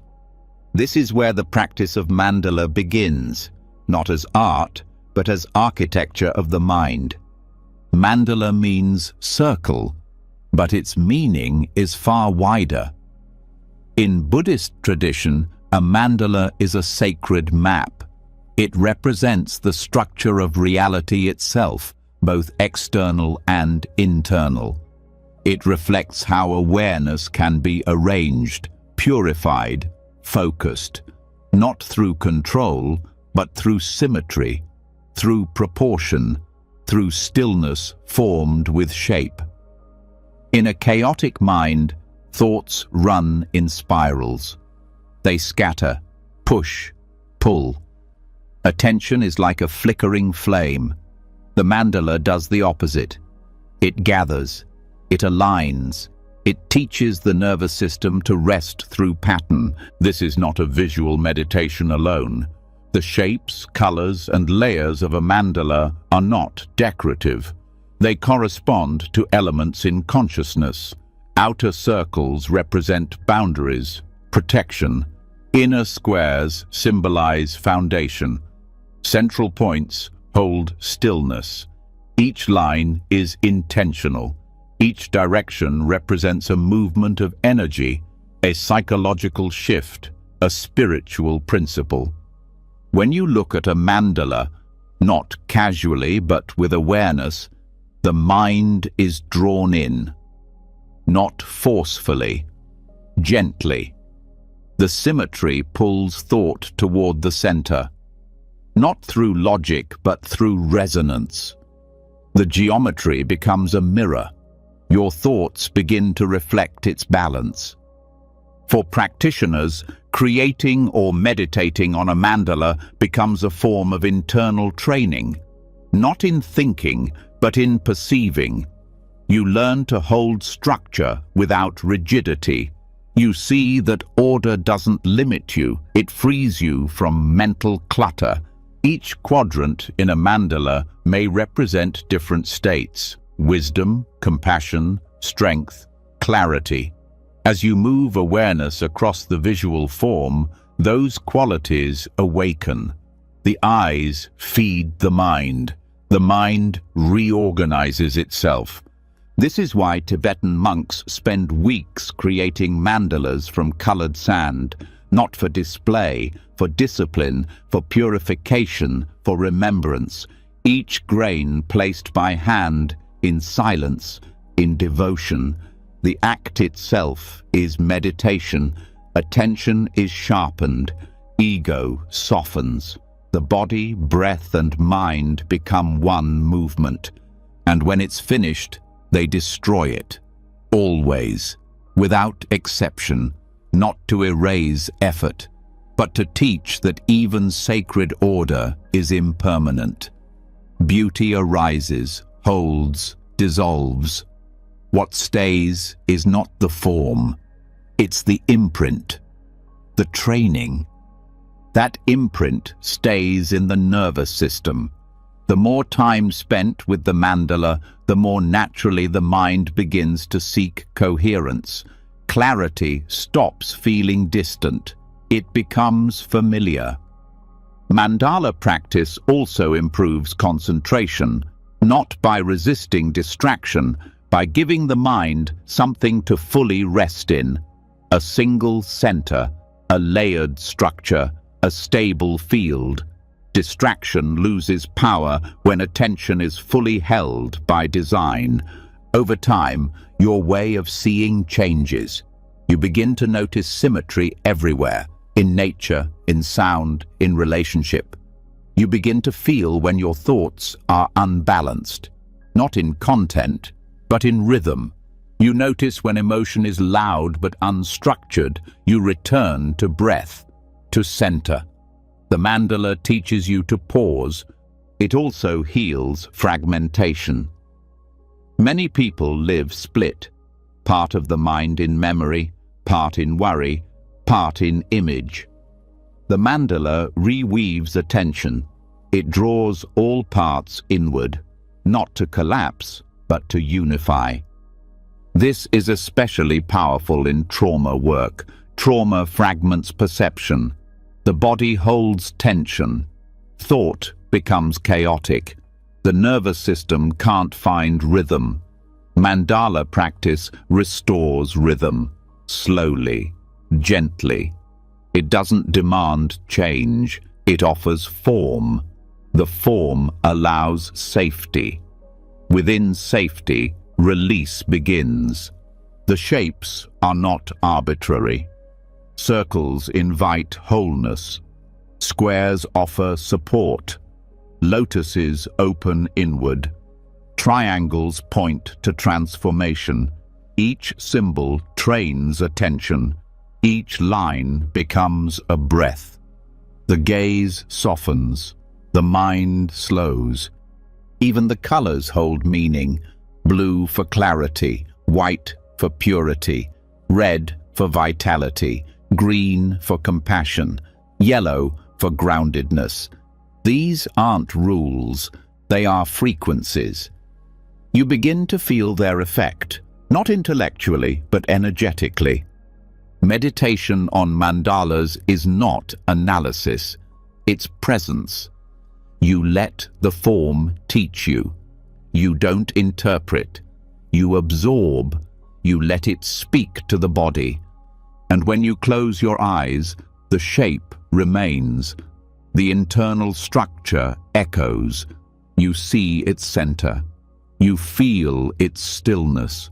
Thought passes, but doesn't grip. Emotion arises, but doesn't flood. There is space. Order, silence. Some mandalas include deities at the center. These are not figures to worship, but qualities to awaken. Just as deity yoga dissolves separation between self and symbol, mandala practice makes qualities spatial. You don't become the center, you return to it, and from there you respond to life. This practice also teaches boundaries, not as walls, but as circles of awareness. What do you allow in? What do you hold close? What do you protect? The outer circles teach you how to contain your energy, to stop scattering, to remain aligned. This alignment affects behavior. You start to speak with more intention, move with more care, think with more focus, not from force, from balance. The mandala reflects the deepest law of inner life. Form holds freedom. Just as a river flows because of its banks, the mind flows when held in structure. Chaos is not creativity. Structure is not confinement. When held together, they become clarity. This clarity leads to mental spaciousness, a sense that even when things are difficult, there is room. You are not trapped in reaction. You see the pattern. You sit in the middle. You move from stillness. Mandala practice also supports other forms of meditation. It trains you to recognize center, to return to it, to stay with it through distraction. Even when the form is no longer present, the habit remains. The more you train, the more your mind becomes like a mandala, layered, balanced, luminous, impermanent. You stop chasing experience. You rest in structure. You move with awareness. This doesn't make life predictable. It makes your response stable. Even when the external world moves in patterns you can't control, the internal world remains ordered. You carry the mandala within you, and in that center, you are never lost. So now let the shapes fade, let the colors dissolve, let your breath be the circle, let awareness hold the symmetry. Nothing to add, nothing to remove. Only the quiet pattern of presence, opening and returning, again and again, to stillness. And when the structure has settled, when the mandala dissolves into the body like breath into silence, clarity begins to show you something else, something hidden, something constant. Patterns, thought cycles, emotional echoes, recurring movements of the mind that repeat not once, but endlessly. They rise the same way, feel the same way, end the same way, and they feel real, not because they're true, but because they're familiar. This is the engine of samsara. In Buddhist teachings, samsara is often described as the cycle of birth and death, but its meaning runs deeper than the physical. Samsara is the endless loop of mental formations, the constant recycling of desire, fear, opinion, identity. It is not one thing, it is repetition, not only across lifetimes, but moment to moment, thought to thought. To see samsara clearly is to see how your mind runs a script. Not because you chose it, because it was installed through memory, reaction, survival. The script has one job: continue itself, even if it brings suffering. This script is algorithmic, a chain of cause and effect. Something happens, you feel a sensation. That sensation triggers thought. That thought triggers emotion. That emotion leads to action. The action creates new conditions, and the loop starts again. You don't suffer because of one thought. You suffer because you loop, not once, daily, hourly, without seeing it. Insight meditation exists to interrupt the loop, not by force, by observation, not by changing the content, by watching the pattern. When you sit in meditation and the same thought appears again, judgment, regret, craving, you have a choice. You can follow it or you can observe it. When you observe it without engaging, something new happens. The loop hesitates, it loses momentum. This moment of awareness is the break. The algorithm doesn't know how to continue when you don't react. It depends on reaction. It feeds on your unconscious agreement. Insight meditation teaches the mind to see clearly, to witness the pattern forming without becoming part of it. You notice the arising of thought.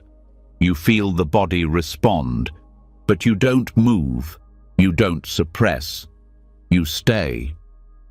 In this stillness, the thought cannot complete its usual circuit. It rises, but it fades. It tries to return, but you've seen it.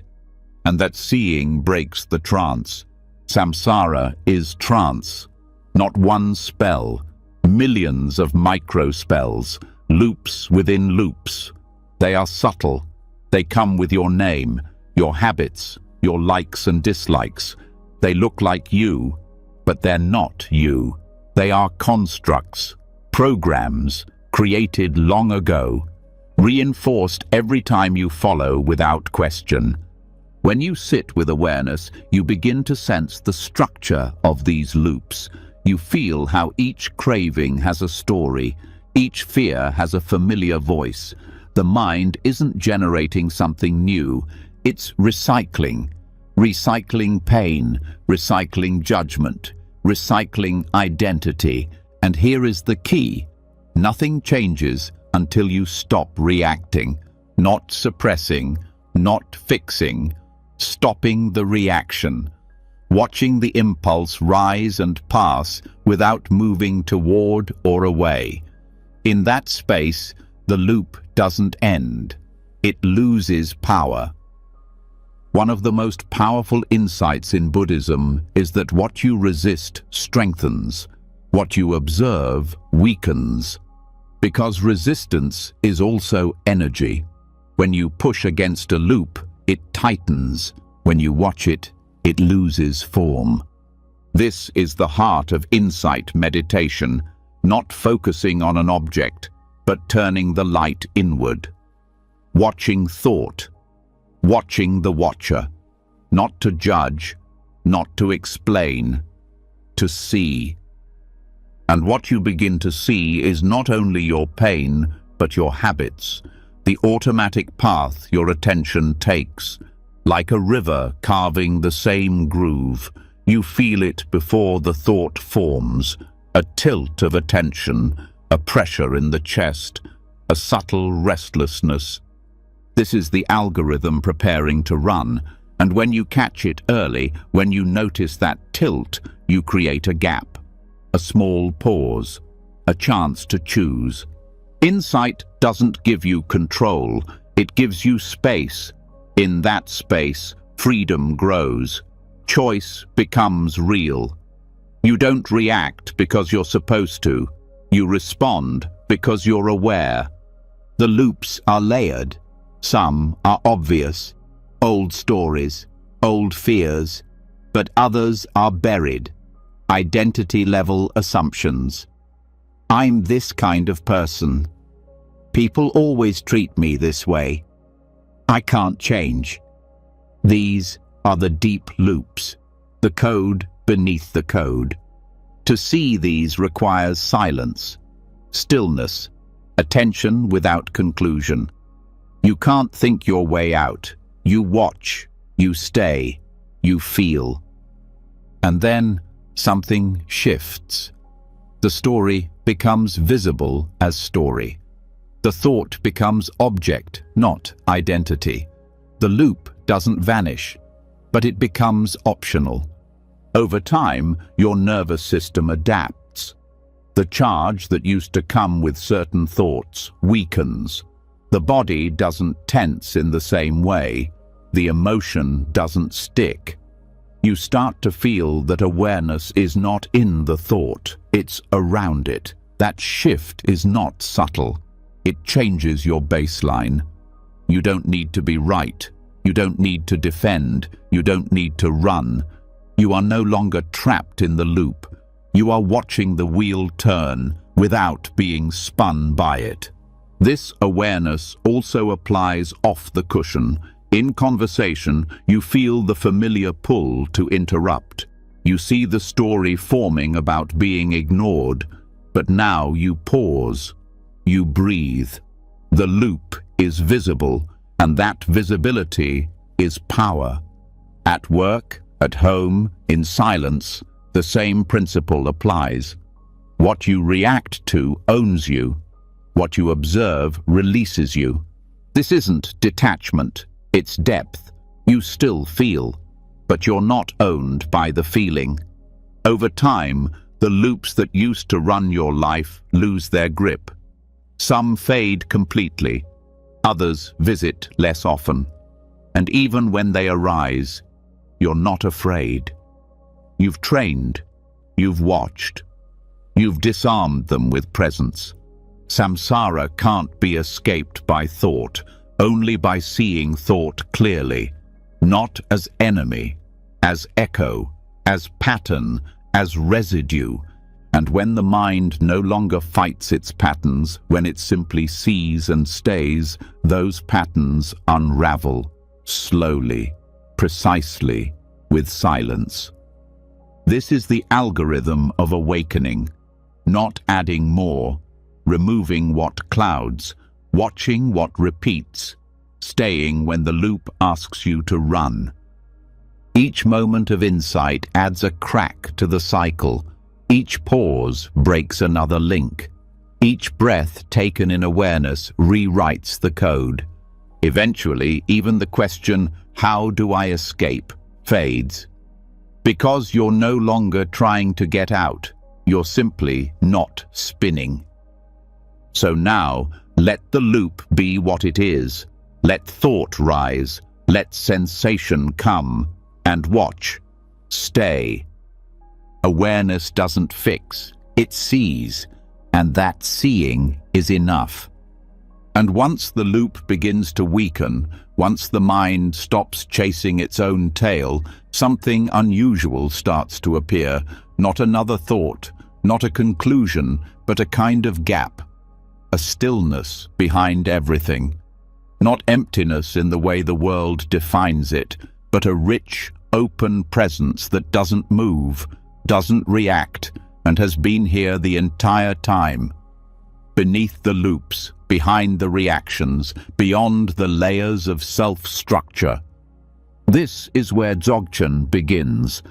Unlike other methods that work gradually through observation, training, or conceptual understanding, Dzogchen offers something rare, a direct glimpse into the mind's true nature. Not a theory, not a belief, a transmission. Known as pointing out instructions, this practice bypasses ordinary process and reveals the essence in a single, clear moment. To understand the value of this approach, you must first understand what the mind normally clings to. It holds identity, time, thought, feeling, resistance. All of this forms a bundle that seems solid, believable, and continuous. But it is not. It is layered noise. What Dzogchen points to is not the contents of the mind. It points to what sees them. It turns the attention around, away from thought and toward what is aware of thought. That subtle turning is not analysis. It's a shift in perspective. The pointing out instruction can be spoken by a teacher or triggered by a question. It is simple, yet the effect is immediate for those ready to receive it. A question like, "Who is aware of this moment?" Or, "Before any thought arises, what is already present?" When this is asked, not as philosophy, but as a direct experience, something stops. The mental process cannot continue in its normal way. Attention freezes, not in fear, but in space. The usual grasping mind is disarmed. That space, which feels like nothing at first, is actually everything. It is the backdrop of all experience, the open field where thoughts come and go. That field does not judge, does not cling, does not change. It does not need to be fixed because it was never broken. This recognition is not intellectual. In fact, trying to grasp it with thought ruins it. The mind tries to understand the nature of mind, but that's like fire trying to burn itself. It cannot be done. What can happen instead is recognition. Recognition is not built. It is uncovered. It's sudden and it's unmistakable.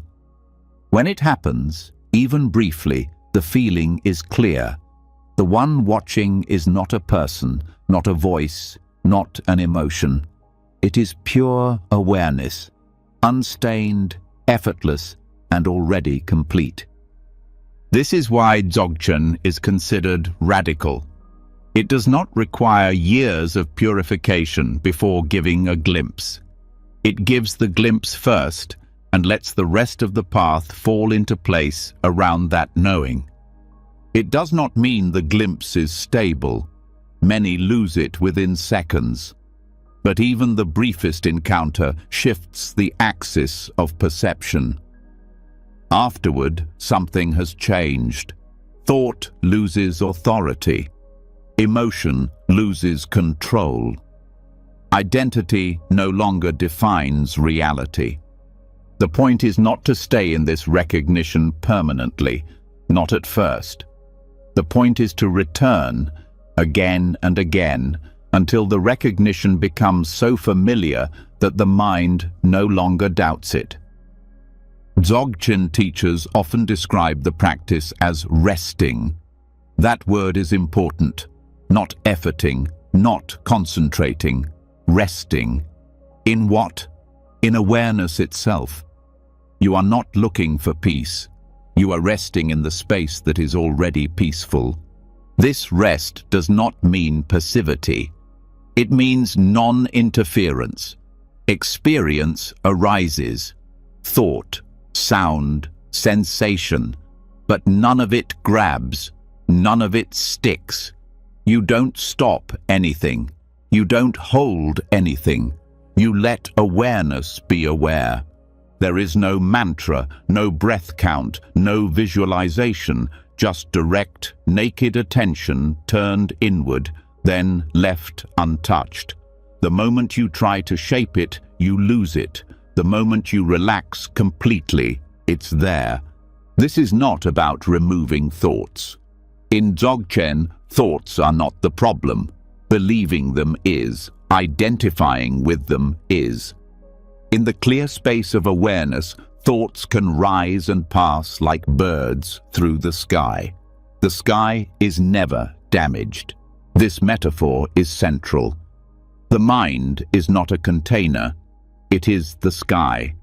Emotions are weather, temporary.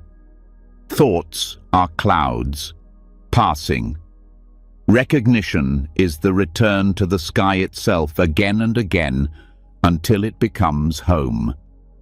Dzogchen teaches that this recognition is available in every moment. You don't need special conditions. You don't need a perfect mood. The only obstacle is distraction, the habit of looking outward, chasing meaning, following the next thought. The instruction is always the same. Stop. Look, not with eyes, with awareness. What is looking right now? Before the thought, before the name. What is seeing this? That pointing, when received sincerely, is enough. This practice also bypasses emotional reactivity in a unique way. When emotion arises, you don't resist, you don't indulge, you look at who is aware of the emotion. You don't ask what the emotion means, you ask who is experiencing it. In that question, you don't find an answer. You find openness. This openness is not empty, it is vibrant, alive, awake. It does not collapse under pressure. It is the one thing that doesn't move when everything else does. In Dzogchen, there is a term called Rigpa, pure awareness. Not awareness of, just awareness. It is not something you develop. It is something you recognize. When Rigpa is present, the mind becomes clear without effort. Perception becomes direct.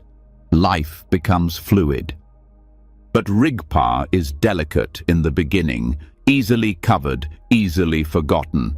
The practice is to keep returning, to keep looking, not outward, but into the stillness behind perception.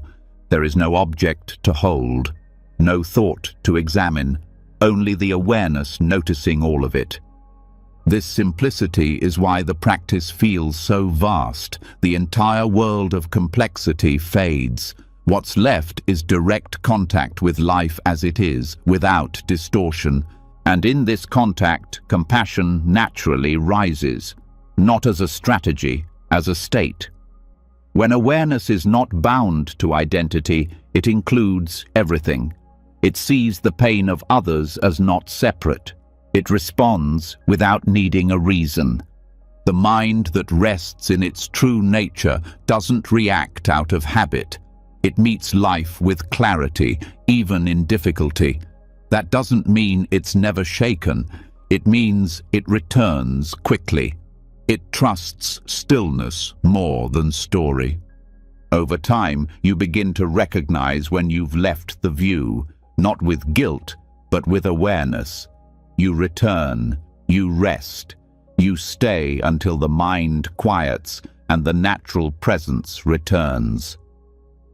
This path is not about becoming someone new. It's about dissolving everything that blocks what is already awake. Dzogchen doesn't reject any other practice. It includes them, but it leads with recognition. It uses the direct experience of mind to reframe all effort. Once you've tasted the ground, every step becomes lighter. So now, allow this moment to be enough. Drop effort. Drop looking. Let awareness settle into itself. What sees does not need to be improved. What watches does not need to be named. Just rest. No technique, no control. Let the silence hold you. And in that, the nature of mind reveals itself. Uninvited, unshaken, unbound. And when awareness rests in itself, untouched by thought, undisturbed by feeling, even the most difficult parts of experience begin to surface. Not to distract, to be seen, to be welcomed, because what remains hidden never transforms. And the more awareness deepens, the more it reveals. Not just peace, but poison. The teachings of Tantra do not divide life into pure and impure. They do not ask you to escape your emotions or silence your instincts. They ask you to turn toward them, especially the ones you've avoided, especially the ones you've labeled bad: anger, desire, pride, envy, ignorance. These are not flaws to suppress. In Tantra, they are fuel. If used wisely, they do not destroy. They liberate. The 5 poisons are not separate from your mind. They are the raw energies that, when misunderstood, cause suffering. But in their purified form, each becomes a specific kind of wisdom. The process is not denial. It is transmutation. You do not pretend they aren't there. You look directly into them until their true nature is revealed. Anger is the first poison. It is sharp, immediate. It rises in the chest, tightens the throat, narrows the eyes. Most people fear it, suppress it, or act from it. But Tantra teaches that anger is not the problem. Misused anger becomes harm, but purified anger becomes clarity. It burns away illusion. It cuts through confusion. The wisdom hidden inside anger is mirror-like wisdom. It reflects exactly what is present without distortion. It doesn't push away. It doesn't hold on. When you stay with anger without reacting, when you watch it fully without feeding it, it begins to reveal its intelligence. You see clearly what must stop, what must change. You see truth without filter. That sharpness, when directed by awareness, becomes precision. To work with anger in this way, you do not indulge the story. You turn inward. You feel the heat. You breathe into it. You trace it to its root. Often it hides pain, or boundary, or power that was never claimed. When met fully, anger transforms into direct presence, not reactive, not soft, clear, stable, awake. Desire is the second poison. Its energy pulls, reaches, wants to attach. Craving is its habit. But craving is not the same as longing. Desire, when distorted, becomes addiction, dissatisfaction, restlessness. But its essence is not broken. At its root, desire is the wish to merge, to connect, to return to wholeness. When purified, desire becomes the wisdom of discernment. You no longer chase everything. You recognize the true value of what you're drawn to. You begin to sense which desires are distortions and which are aligned with truth. You stop being pulled by compulsion. You start moving with intention. Desire becomes wisdom when you remain present with the longing without losing yourself in the object. You feel the intensity, but you do not collapse into it. You stay. You look. You ask what the desire is pointing toward beneath the surface. Often it is not the thing. It is the experience. Connection, intimacy, freedom, joy. When desire is seen with awareness, the grasping stops. In its place, there is appreciation. The energy of desire becomes radiant. It no longer says, "I need this." It says, "I am here with this." The movement becomes open, not hungry. Pride is the third poison. It inflates, it compares, it separates. It tells stories about being better or worse. Most of the time, pride hides fear. Fear of being seen as weak, unworthy, ordinary. But pride has its place. It carries the seed of dignity. When pride is seen clearly, it transforms into the wisdom of equality. You begin to see that there is nothing to prove. You are not above or below anyone. You are simply here, and everyone else is too. Different in form, equal in value. To transmute pride, you don't humiliate yourself. You see through the illusion of hierarchy. You notice how the mind compares by habit. Then you let that comparison drop. You rest in presence. In presence, there is no higher or lower, just being. This shift frees your energy. You no longer need to defend your worth. You stop performing. You start meeting others without armor. True confidence arises, not from believing you're better, but from knowing you don't have to be. Envy is the fourth poison. It creeps in silently. It whispers, "Why them and not me?" It contracts the heart. It breeds resentment. But its root is not evil. It's longing for a potential you haven't yet claimed. Envy, when met with awareness, becomes the wisdom of accomplishment. It shows you what matters to you. It reveals your hidden values. The practice is to notice envy without shame, to ask, what part of me wants to grow in this direction? When you feel envy and pause, you begin to see it not as judgment of others, but as information about yourself. It points to a quality you admire, a capacity you desire to develop. This is not wrong, it is guidance. You begin to celebrate what you see in others because you no longer believe it is missing in you. You know that recognition is a mirror, that every spark of admiration is also a signal of possibility. Envy dissolves, joy remains. Ignorance is the fifth poison. It is not stupidity. It is forgetfulness. It is distraction. It is the tendency to sleepwalk through experience. It avoids, numbs, drifts. It covers awareness with dullness. But at its root, ignorance hides a deeper quality: openness. The mind that forgets is also the mind that can begin again. The blankness can be transformed into spaciousness. When ignorance is met with awareness, it becomes the wisdom of spacious mind, not busy, not frozen, open, clear, receptive, not trying to control, not rushing to label, simply resting in what is. This transformation happens when you choose to be present with the dullness. You feel the pull to drift away. You stay. You breathe into the fog. You wait. And slowly, light comes in.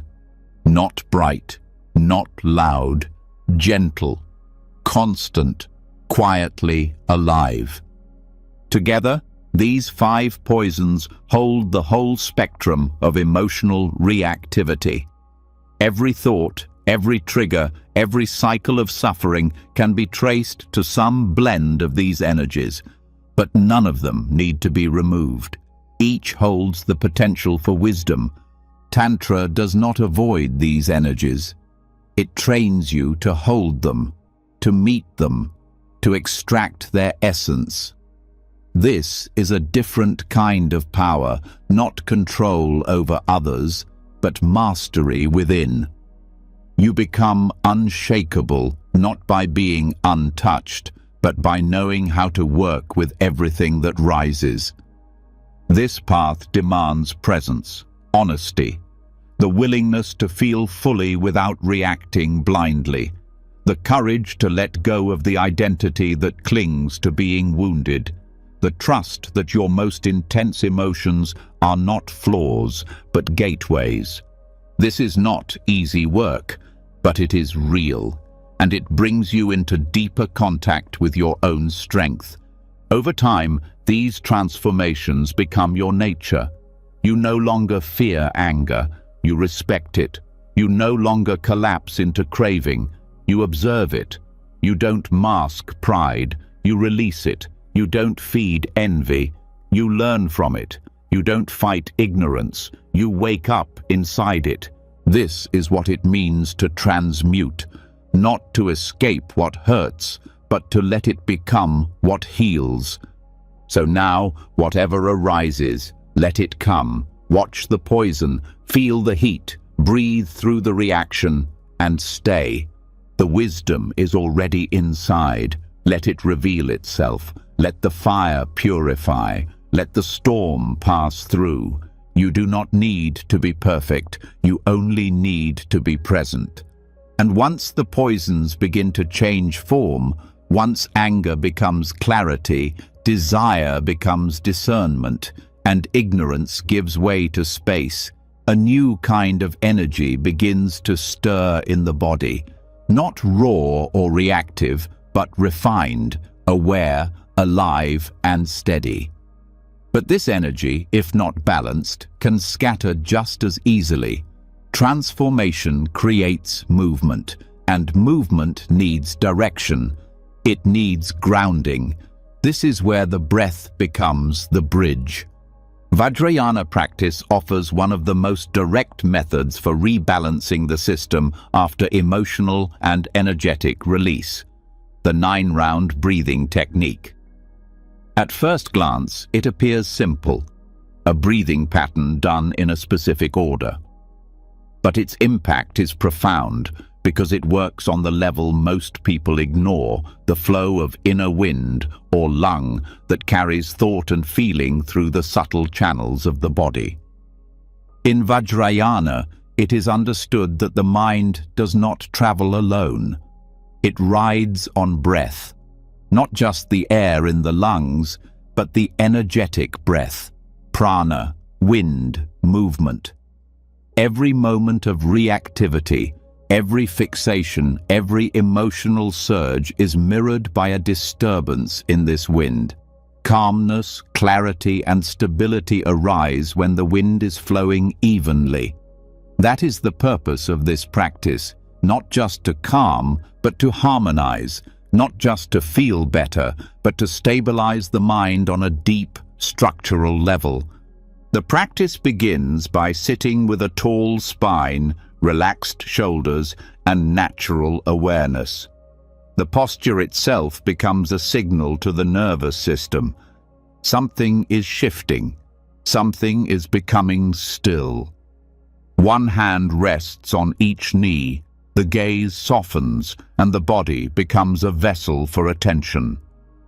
The breathing pattern follows a very specific rhythm.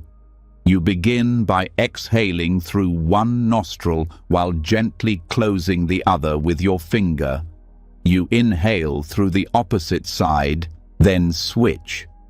Each round consists of 3 sets of exhalation and inhalation, coordinated in a precise sequence: left, right, center. These aren't arbitrary directions. In the subtle body, the left and right channels correspond to specific emotional tendencies. The left, associated with the moon, connects to aversion, emotional heaviness, and contraction. The right, linked to the sun, holds tendencies of desire, grasping, and restlessness. The central channel, the pathway of deep stability, remains dormant until the left and right are cleared. When energy flows into the center, the mind settles without effort. Thought slows, reaction fades, and a natural stillness arises. Each round of breath clears these channels gradually. With the left nostril exhale, you're releasing the obscurations of emotional heaviness. With the right, you're letting go of restlessness and attachment. With the central breath, you're inviting the wind into its true path, stable, luminous, and centered. This isn't visualization alone. It's physiological and energetic at once. As the breath deepens, the parasympathetic nervous system activates. Cortisol levels drop. The heart rate steadies. But something subtler is also happening. The mind, no longer pulled by scattered winds, begins to focus, not by control, but by alignment. The breath becomes a teacher. It doesn't need to be forced. It needs to be followed. With each round, you learn to watch the breath, not shape it. You sense the body opening, the chest softening, the spine elongating. Attention returns to the present, not because you try, but because there's nowhere else it needs to be. In Vajrayana, it is taught that karmic imprints, the tendencies that form thought loops and emotional reactions, are carried on these inner winds. 9-round breathing doesn't remove karma through belief. It clears the conditions through which karma activates. It's like smoothing the tracks on which the train of thought normally runs. Once smooth, the train slows.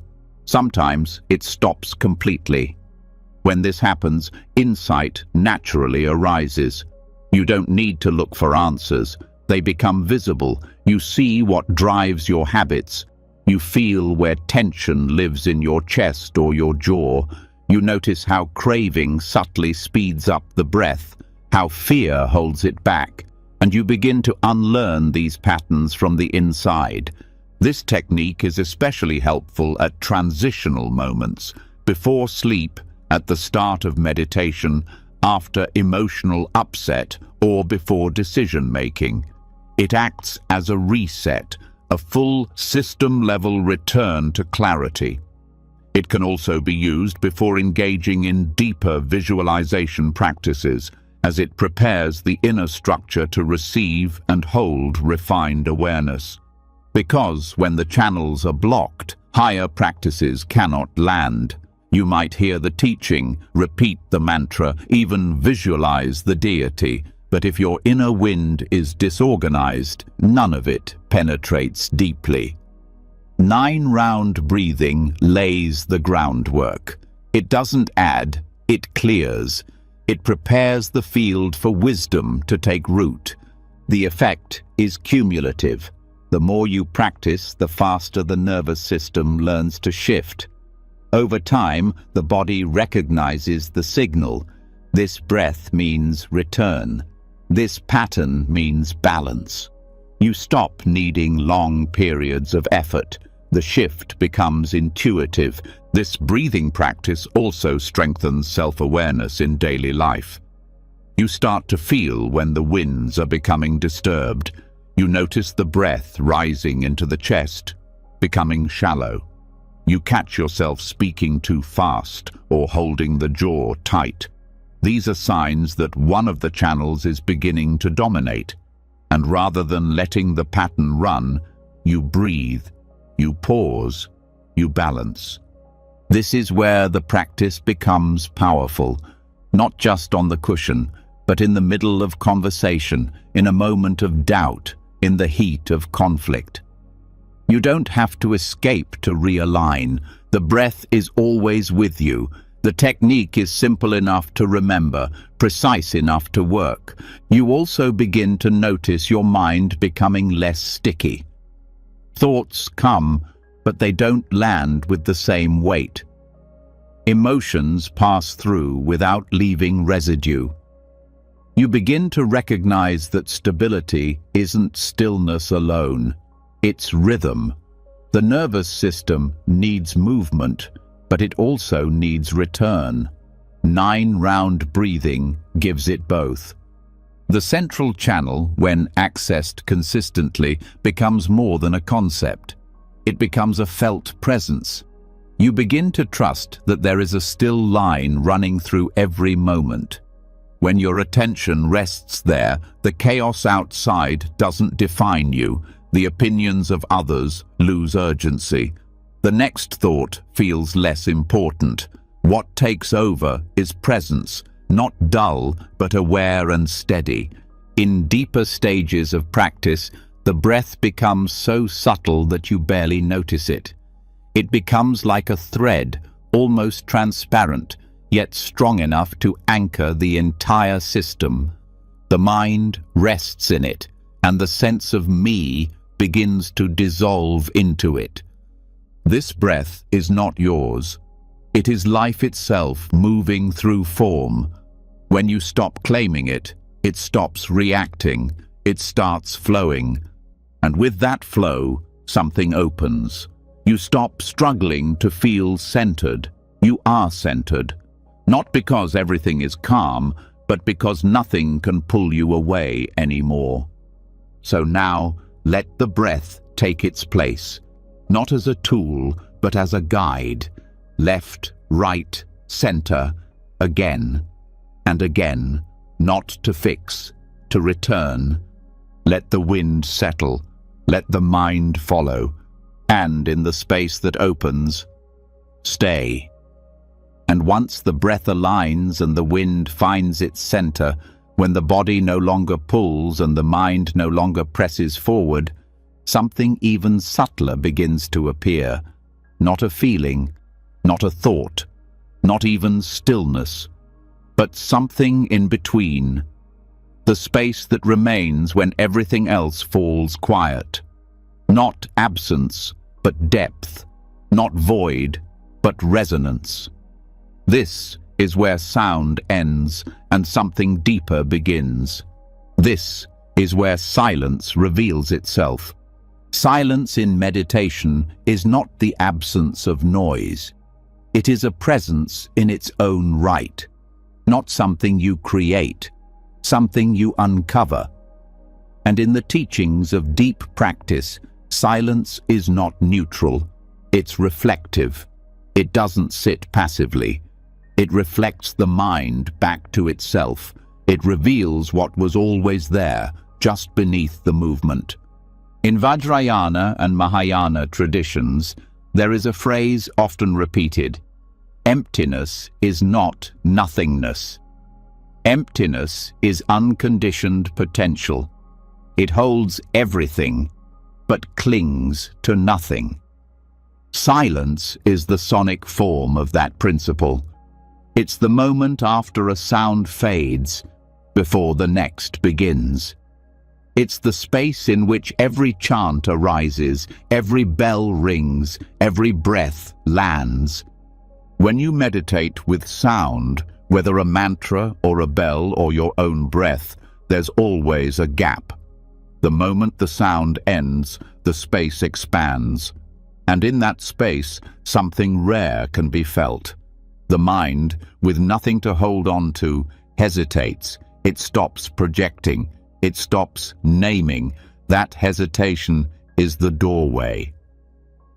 In this silence, awareness is not directed toward anything. It simply is. It doesn't look. It doesn't analyze. It rests in itself. And what it finds is not blankness, but clarity. A kind of brightness with no center. You are not watching it. You are it. This is what's meant by the sound of emptiness. It's not quiet in the ordinary sense. It has weight, texture. It reveals how much the mind depends on stimulation to define itself.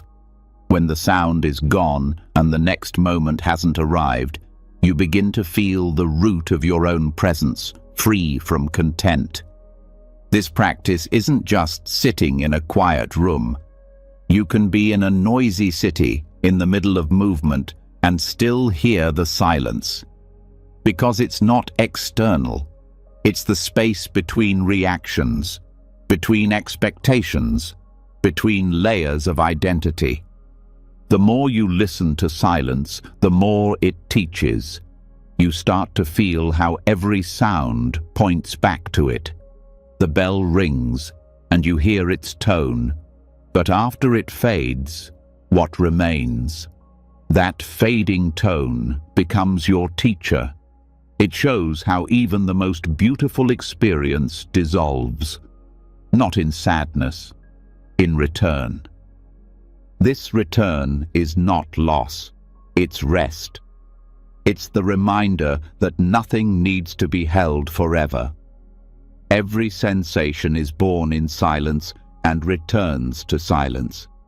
That rhythm is the rhythm of impermanence. The more you feel it, the less you grasp.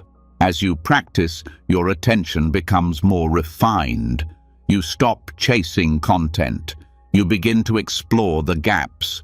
You feel the moment after a thought, the space before a word, the breath before speaking. These are not empty spaces. They are alive. They hold stillness without tension. Silence also reveals your mental habits. The discomfort you feel in its presence isn't because silence is lacking, it's because the mind is addicted to noise. Silence shows you what happens when that addiction isn't fed. The restlessness, the urgency to move, the impulse to think. These rise to the surface, and if you can stay with them, they pass. What's left is peace, not because you forced it, but because it was always there beneath the noise. This form of listening is different than hearing. It's not about sound, it's about attention. Listening to silence means becoming silence. No separation, no observer, just awareness, open and without edges. Over time, this listening becomes a habit. In daily life, you begin to sense the silence beneath speech. In music, you notice the rest as much as the notes. In conversation, you hear the quiet between words. Even in conflict, you find the space behind reactivity. This doesn't make you distant, it makes you receptive. You start responding from a deeper place, not from thought, from presence. Because silence doesn't interrupt life, it supports it. It gives everything its shape. The more you rest in it, the more your nervous system recalibrates. The stress that once pushed you forward starts to soften. You stop rushing to fill every moment. You let things arrive, and just as importantly, you let them go. Silence also becomes the ground for deeper insight. In the space between thoughts, the patterns become visible, not as analysis, but as recognition. You see the habits forming, the beliefs repeating, the emotions surfacing, and you don't need to do anything. The seeing is enough. The silence gives you room to see without reacting. It is also where compassion deepens. Because in silence, the need to defend disappears. The ego softens. You hear others more clearly, not just their words, but what's beneath them. You listen without preparing your reply. You stay present without needing to change anything. Silence is not withdrawal, it's inclusion. It holds all things without resistance. You begin to sense that stillness is not separate from action, that you can move from silence, speak from silence, love from silence. As your relationship with silence grows, so does your stability. You stop needing to prove yourself through noise. You trust what doesn't speak. You trust what doesn't demand attention. And when life becomes loud again, when emotion surges, when thought races, you know how to return. Not by escaping, by listening, not for sound, for what's underneath. Silence becomes your refuge, your compass, your mirror. You no longer treat it as emptiness to be filled. You see it as fullness revealed. So now, as you rest again, let the silence be what it is. Don't chase a feeling. Don't wait for a sound. Let what fades dissolve. Let what remains remain. And let the stillness between everything guide you back to the place you never left. And when silence becomes the teacher, when the space between sound begins to feel more honest than the sound itself, a deeper shift becomes possible, not in emotion, not in thought, but in how perception itself is happening. because even stillness, even peace, still appears to a center, a place from which awareness moves outward. But what if that direction is reversed? What happens not when you look at silence, but when silence looks at you? This is the core of a non-dual practice so direct and subtle that it doesn't aim to calm the mind or analyze its content. It goes before content. It turns perception around. Instead of focusing on what you see, it asks, who sees? Instead of organizing around thoughts or feelings, it asks, what is aware of thought, before thought says anything about it? In most moments, awareness is projected outward.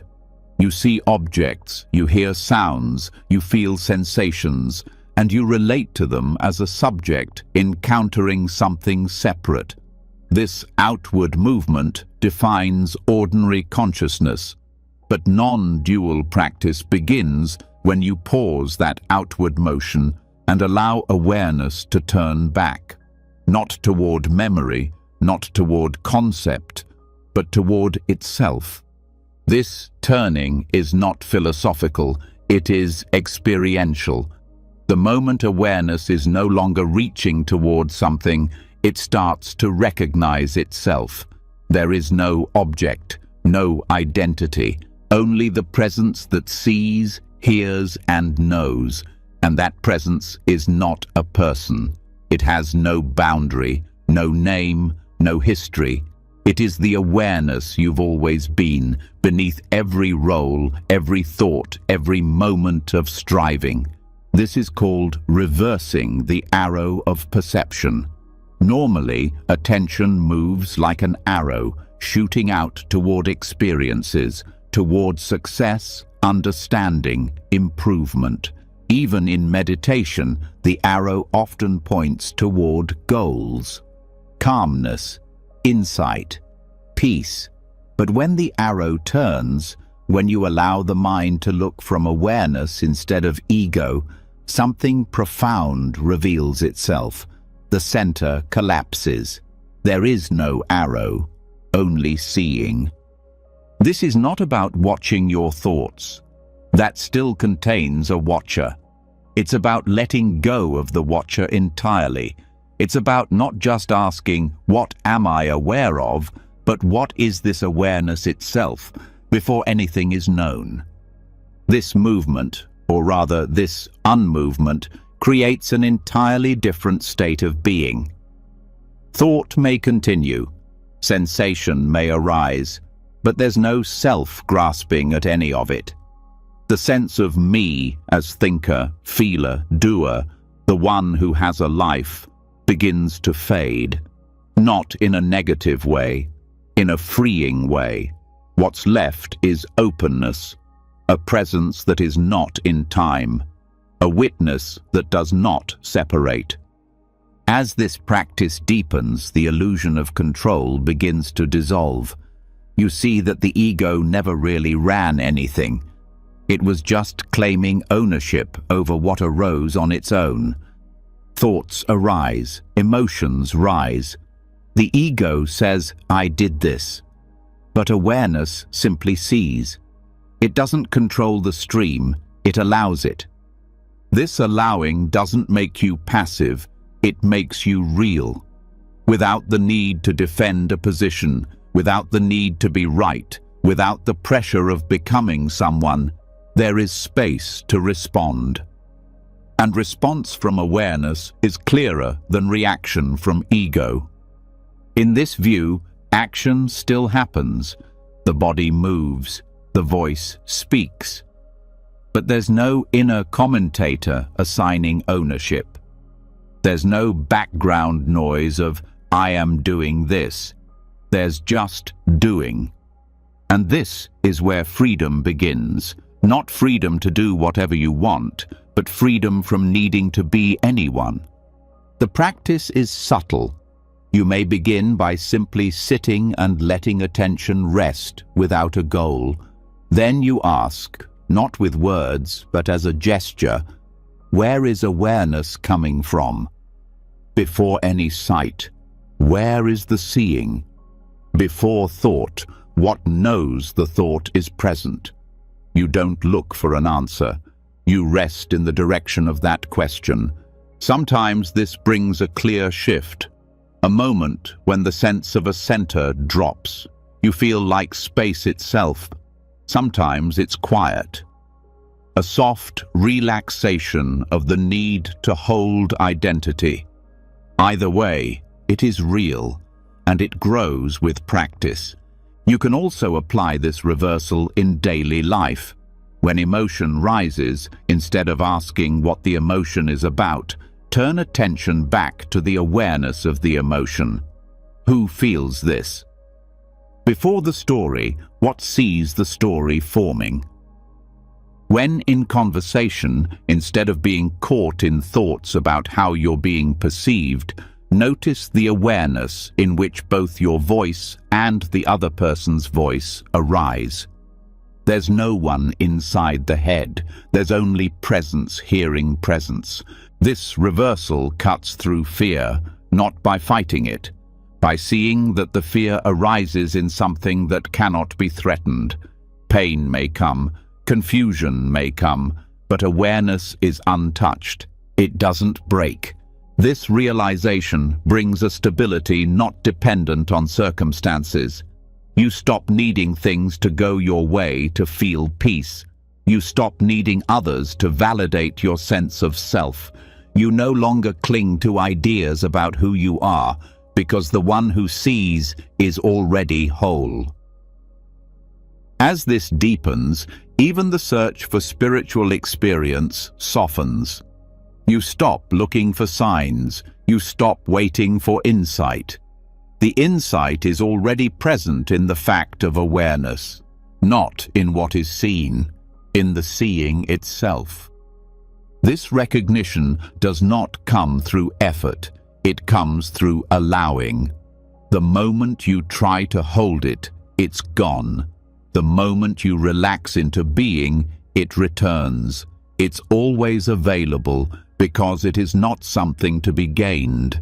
It is what you already are.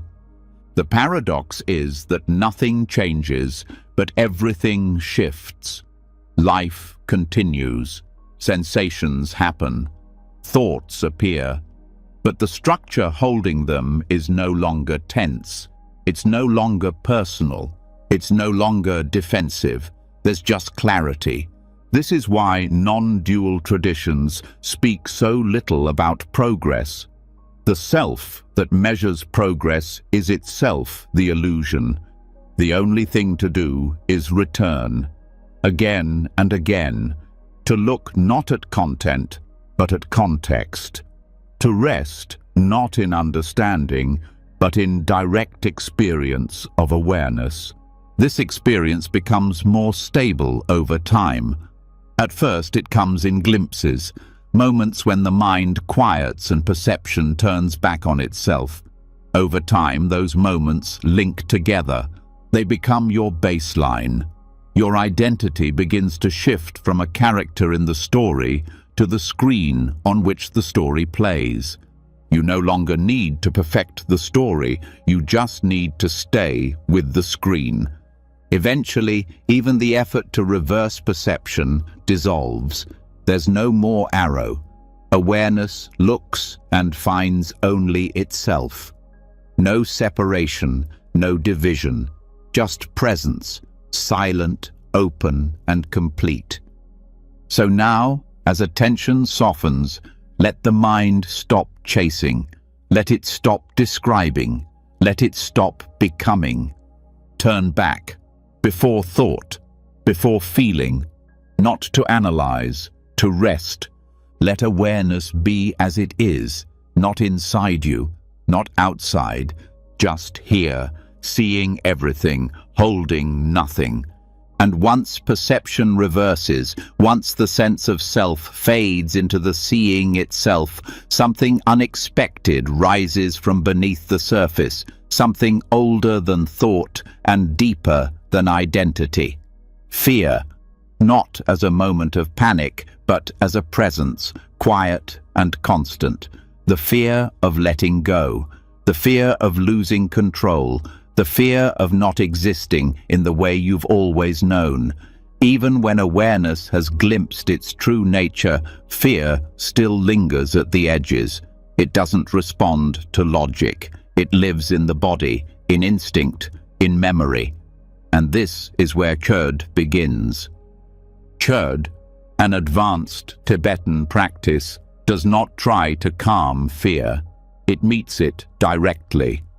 Not with resistance, but with offering. It turns toward everything the ego avoids and makes it the ground of liberation. It does not work by removing the fear, but by giving the self that fears nothing left to cling to, not through denial, but through radical generosity.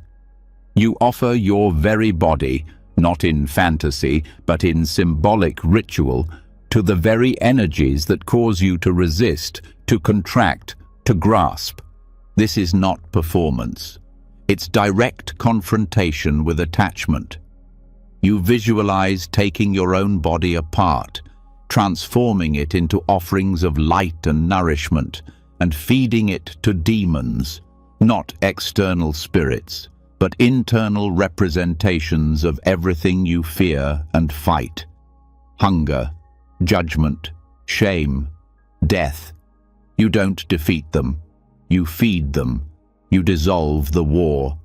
The practice of Chöd begins in solitude. Traditionally done in cemeteries or desolate places, the practitioner places themselves in symbolic confrontation with death. In the dark, in isolation, with no distractions, the mind's deepest fears rise naturally. And that's the point. You do not seek safety. You remove the protections. You sit in the exact place where discomfort lives, and instead of running, you open. Chöd is rooted in the understanding that most suffering is resistance. The more you try to protect the self, the more afraid you become. The more tightly you hold the body, the more power fear has over it. Chöd cuts through this by offering the body to fear itself. You say to the inner demon, "Take it." You strip the ego of its last possession, and in that act, freedom begins. The ritual involves a sequence of visualizations and chants.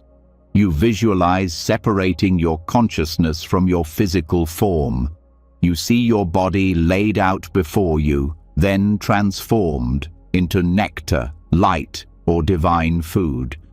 You invite all beings, all spirits, all protectors, and all demons to receive this offering. There is no exclusion. Everyone is fed. Even the parts of yourself you once tried to hide.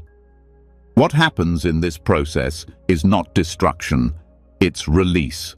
The body isn't harmed, the mind isn't punished. What dissolves is the need to defend. What ends is the illusion of ownership. Over time, this act of inner surrender breaks the habit of clinging. Fear loses its usual grip, because you've already given everything. What is left to lose? What can be taken from one who offers willingly? This is not spiritual bypassing. It doesn't ignore pain. It brings pain directly into the ritual space. But instead of avoiding, the practice meets pain with presence and offering. Each fear becomes a guest. Each demon becomes a teacher. The energy that was once avoided becomes honored. One of the most profound effects of Chöd is its ability to restore wholeness. By including everything, even what was previously rejected, the psyche stops splitting. The inner war ends. You begin to feel integrated, not through perfection, but through full acceptance. You're no longer trying to become anything. You are fully here without separation. This healing is not abstract. It affects the nervous system. You begin to notice less anxiety around discomfort. You move more easily through difficult situations. Your reactions soften, not because you forced peace, but because you stopped protecting the self that feared. That self no longer runs the system. Chöd is especially powerful for trauma, grief, and deep emotional blocks. It doesn't analyze them.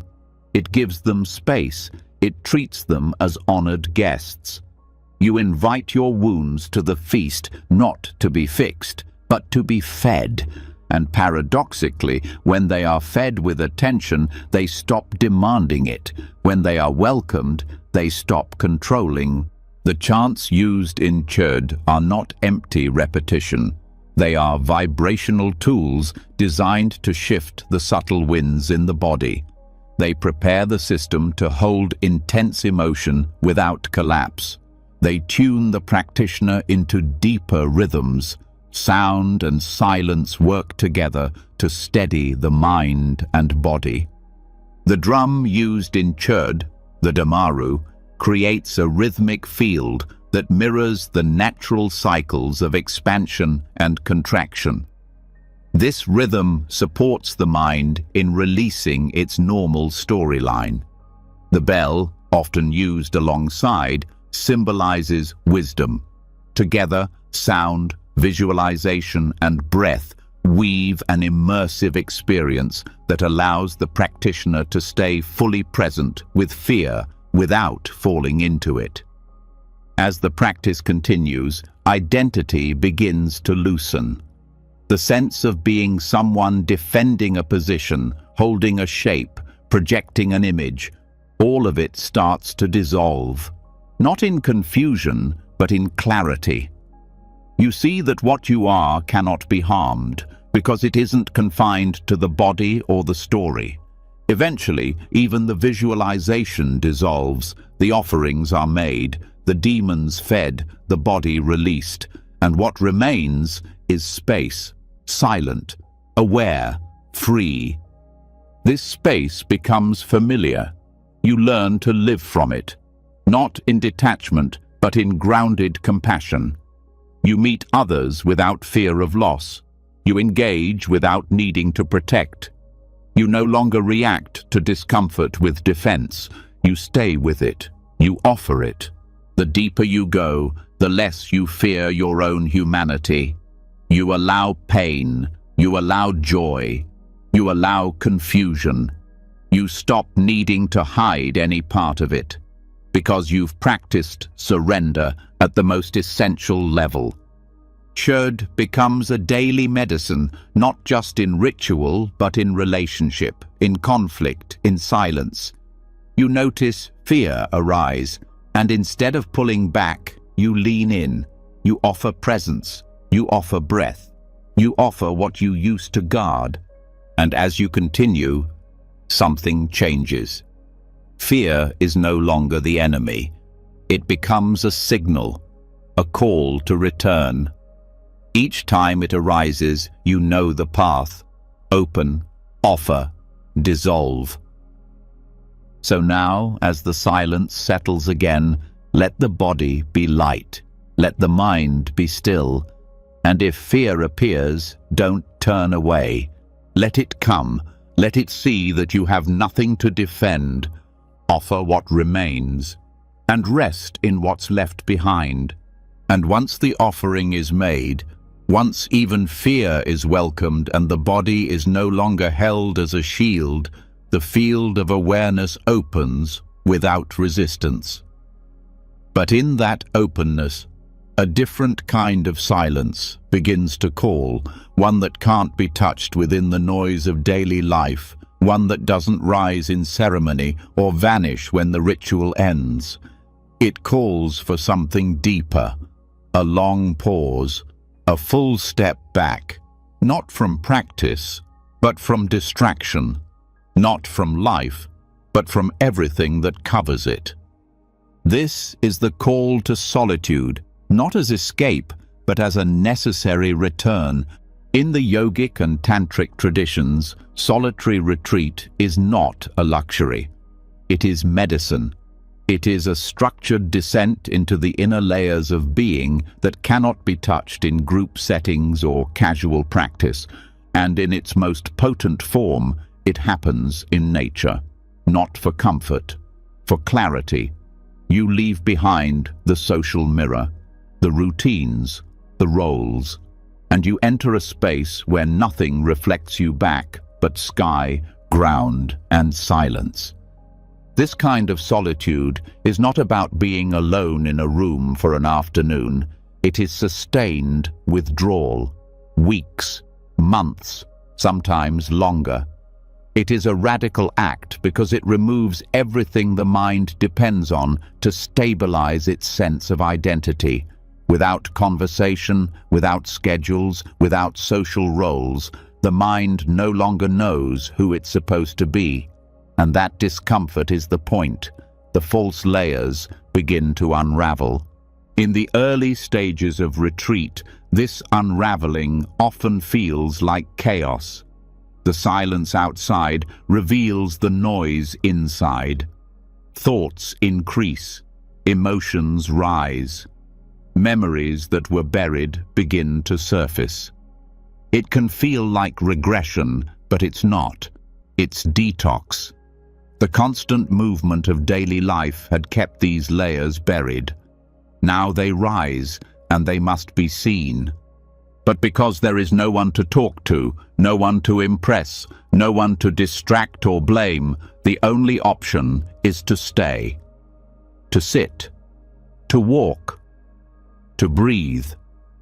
The forest becomes your companion. The wind becomes your teacher. You begin to remember how to listen, not to ideas, but to sensation, to the subtle rhythms of your own nervous system. Time changes. Without clocks or calendars, the mind loses its usual structure. Day becomes light, night becomes darkness. Meals happen when hunger speaks. Sleep comes when the body agrees. This natural rhythm is not lazy. It's alive. It tunes the body and mind to cycles older than culture. In the absence of outer feedback, the inner voice becomes sharper. You start to feel what's true, not what's correct or useful or expected, what's honest. That honesty may come with grief or joy or boredom. It doesn't matter. You let it move. You stay with it. There's nowhere else to go. And slowly, something inside begins to settle. The thoughts become less sticky. The emotions pass more quickly. The body softens. The ground under you feels more familiar than any room you've lived in. You become porous, not vulnerable, but connected. What solitude teaches over time is that clarity doesn't need content. It comes from subtraction. When you remove what isn't essential, what remains is not empty, it's vibrant. You begin to see that most of what you called you was a response to environment. In this stillness, the shape of the real self starts to emerge, not as a thing, but as a presence. Practices done in solitude deepen exponentially. The mind, no longer pulled outward, becomes a vessel.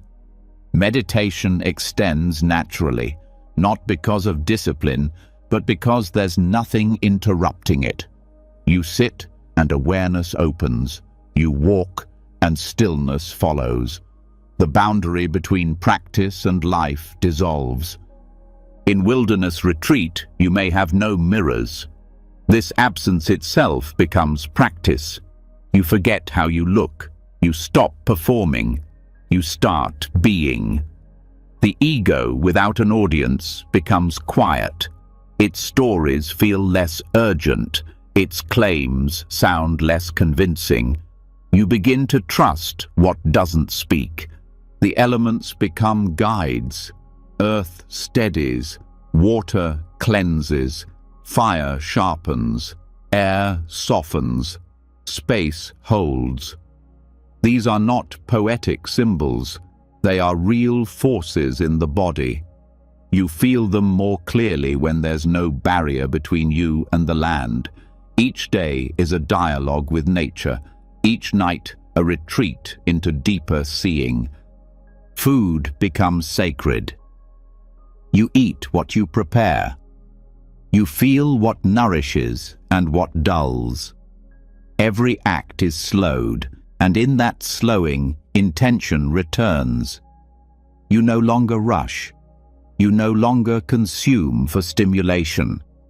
You eat to live. You live to feel. One of the most significant effects of solitude is the end of comparison. There's no one to measure against, no race to win, no reputation to manage. The mind lets go of competition. It becomes simpler, kinder, less demanding. And in this simplicity, insights arise, not as ideas, but as shifts. You may realize truths you've known intellectually for years but never embodied. You begin to feel what it means to be grounded, not just think about it. You understand silence as healing, not absence. You find joy in repetition, meaning in effort. At a certain depth, you begin to sense the presence of something larger, not as a belief, as a direct experience. You feel supported by the space around you. The trees don't need your name. The sky doesn't judge. The rocks don't rush. You learn to be without defense, and in that openness, healing happens. The nervous system releases. The breath evens out. The old patterns lose their grip. You no longer identify with them. They become memories, not definitions. Solitude also teaches you how to return. When retreat ends, you do not re-enter the world as the same person. You move more slowly. You speak less reactively. You hear what people say beneath their words. You stop taking everything personally. You begin to live more from the quiet space inside than from outer noise. This return is not always easy. The world has not changed, but you have. It may take time to adjust. You may feel the pull to re-identify with old roles. But now you know. You've tasted the difference. You carry the stillness with you. The greatest gift of solitude is the realization that you are not separate. In silence, in stillness, in aloneness, the illusion of separation breaks. You feel your place in the world, not above, not below, not other, just here, part of the rhythm, part of the whole. So now, let the stillness deepen. Let solitude not be something distant, but something alive in this very breath. No need for words, no need for mirrors. Just space, just presence, just you as you are, without defense, without shape, without end. And when the noise has been left behind, when solitude has stripped away identity, and the body has relearned how to live without mirrors, something opens that is not a moment, not a thought, not even a feeling. It is a quality of awareness so subtle and spacious that it seems almost unreal until you rest in it long enough to see that it is more real than anything else. This is the beginning of the sky mind. In both Dzogchen and Mahamudra traditions, this metaphor is used again and again, not to explain, but to point. The sky doesn't resist clouds. It doesn't hold to storms. It isn't improved by clear weather or diminished by fog. It remains untouched. This is your true mind, not the thoughts, but the open space in which thoughts move. Ordinary awareness tends to contract, It focuses, it narrows. It becomes tight around objects, desires, fears. This contraction becomes a habit. You feel it physically, around the eyes, in the chest, in the stomach. It's not just emotional, it's structural. The body and mind shape themselves to fit an idea of self, of control, of certainty, and this shaping creates tension. Sky mind is the opposite of that shaping. It does not tighten around experience. It does not select or reject. It sees everything and holds nothing. And in that holding, there is no weight. To cultivate this form of awareness is not to do something new. It is to stop doing what restricts you. You don't build the sky. You stop blocking your view of it. One of the most direct practices is to begin each meditation not with effort, but with release. You sit. You notice the tendency to concentrate, to focus, to grip the breath or the posture, and then you stop. You don't try to make the mind quiet. You let it be as it is. If thoughts come, they come. If emotion rises, it rises.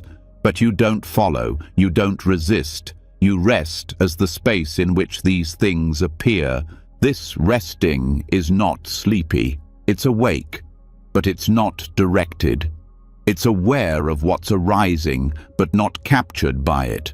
You're not behind your eyes. You're not a voice in the head. You're the field in which body, thought, and feeling unfold. Over time, you begin to notice the change. Thoughts still happen, but they move like wind, not something to believe or fix. You don't stop the wind. You just don't hold it. And in this non-holding, the mind becomes light. This spaciousness allows experience to unfold without distortion.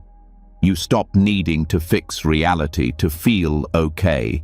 You stop arguing with each moment.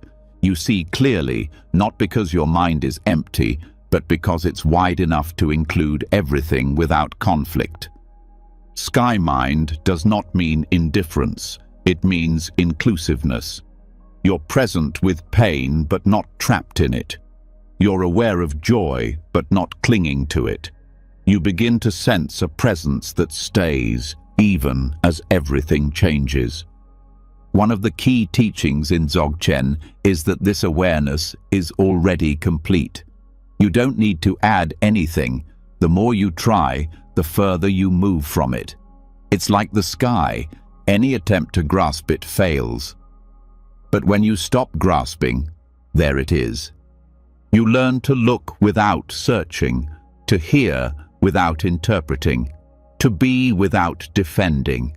This is how the sky becomes a guide. Every time the mind tightens, you return to the metaphor. Is this thought like a cloud? Is this emotion passing? Can I stay as the space around it? Mahamudra offers a similar approach.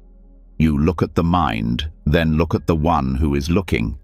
You reverse the gaze until there's nothing left to find, only vastness aware of itself. It doesn't matter what's happening in that space. The point is that the space itself is always stable. Thoughts arise and dissolve. Sensations change, but awareness holds. This awareness is not separate from life. It moves through action, through speech, through relationship. But when rooted in sky mind, you stop shrinking into reaction. You respond from wholeness. You don't lose yourself in the moment. You move with it. In daily life, sky mind changes how you relate to pressure. The deadlines, conversations, emotions, they don't land with the same intensity.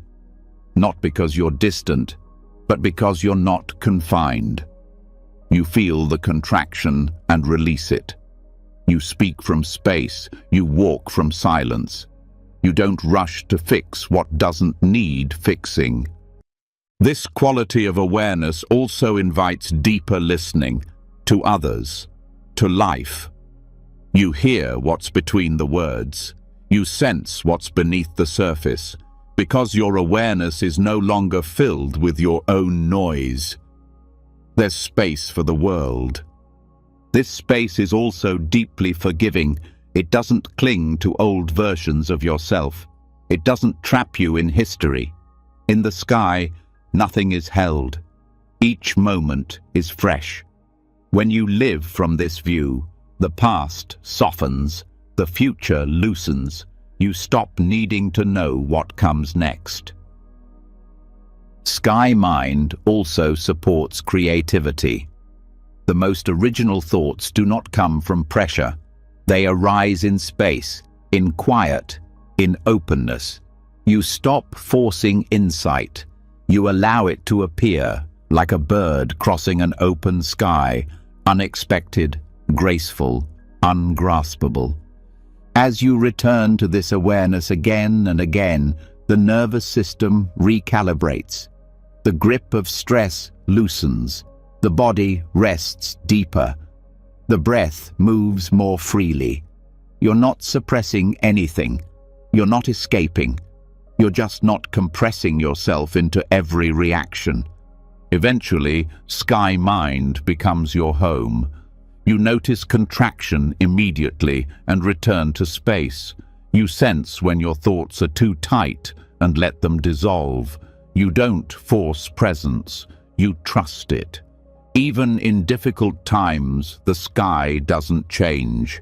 Storms pass, but the vastness remains. This becomes your anchor, not rigid, alive, wide, steady. So now, let everything that's rising be as it is. No fixing, no labeling, no holding. Stay with the space around it all. Stay with the stillness behind the movement.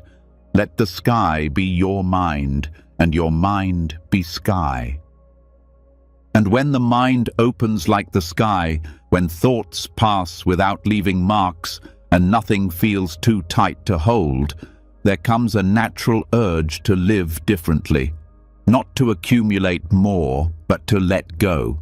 Not to build higher walls, but to remove what's unnecessary. As the mind widens, the heart wants less, the body wants space. The soul begins to crave simplicity, not for aesthetic, but for truth.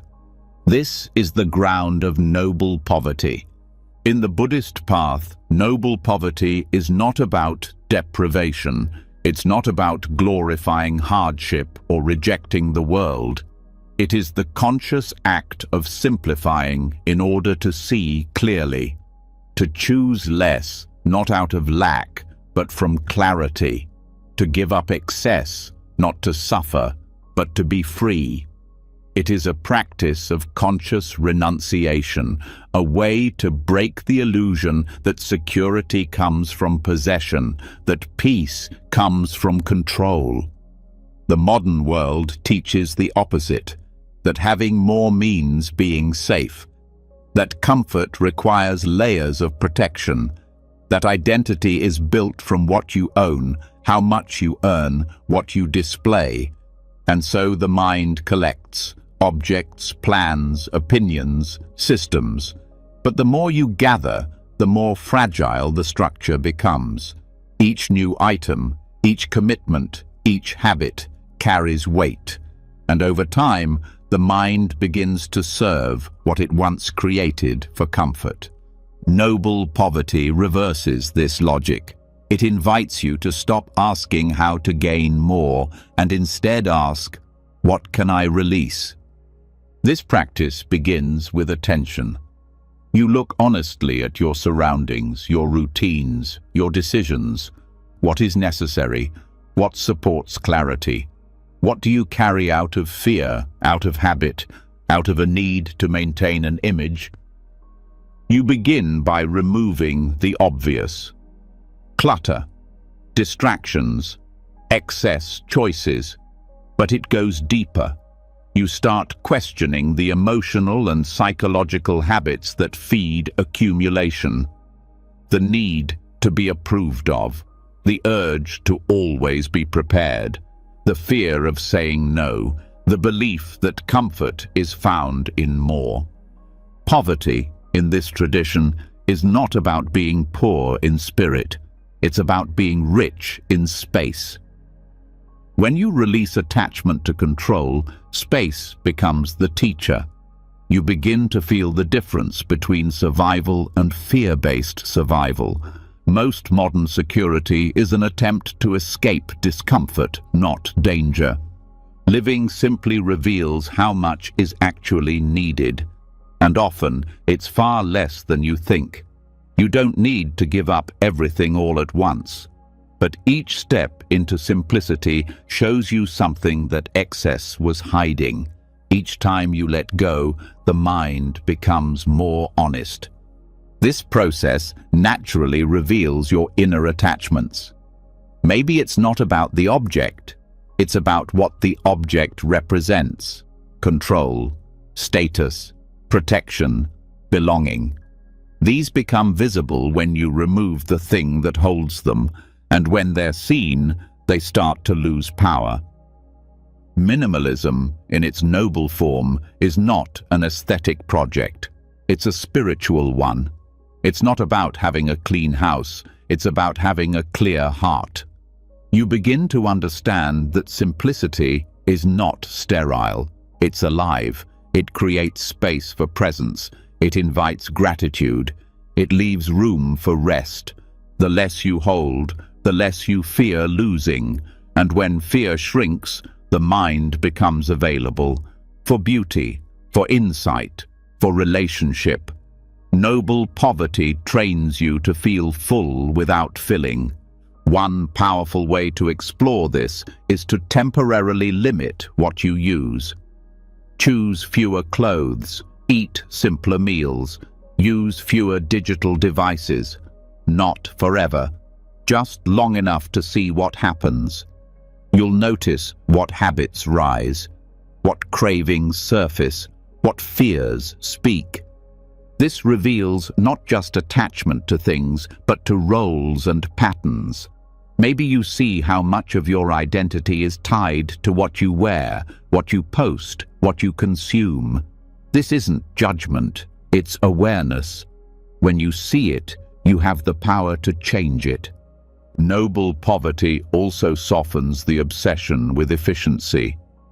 When you stop needing to maximize every moment, you start inhabiting time instead of chasing it. Tasks become practices. Chores become rituals. Life stops being optimized and starts being lived. This also changes how you relate to others. Without the weight of needing to prove your worth, conversations become more honest. Relationships become less transactional. Generosity rises, not from overflow, but from balance. You share because you no longer believe giving will make you lack. In the deeper stages of this practice, you begin to detach from even internal clutter. Beliefs, labels, plans. You notice how often your mind leans on explanation, how you define yourself by what you've done, what you plan to do, how others perceive you. Noble poverty invites you to drop that too. You become less interested in appearing wise and more interested in being quiet. You don't need to say everything. You don't need to comment. Silence becomes strength, not emptiness. Even spiritual identity becomes visible as clutter. The need to be a practitioner, to hold a certain posture, to appear a certain way. Noble poverty dissolves that. You sit in your own presence, unembellished. That becomes enough. This practice also sharpens discernment. You stop saying yes to everything. You stop overcommitting.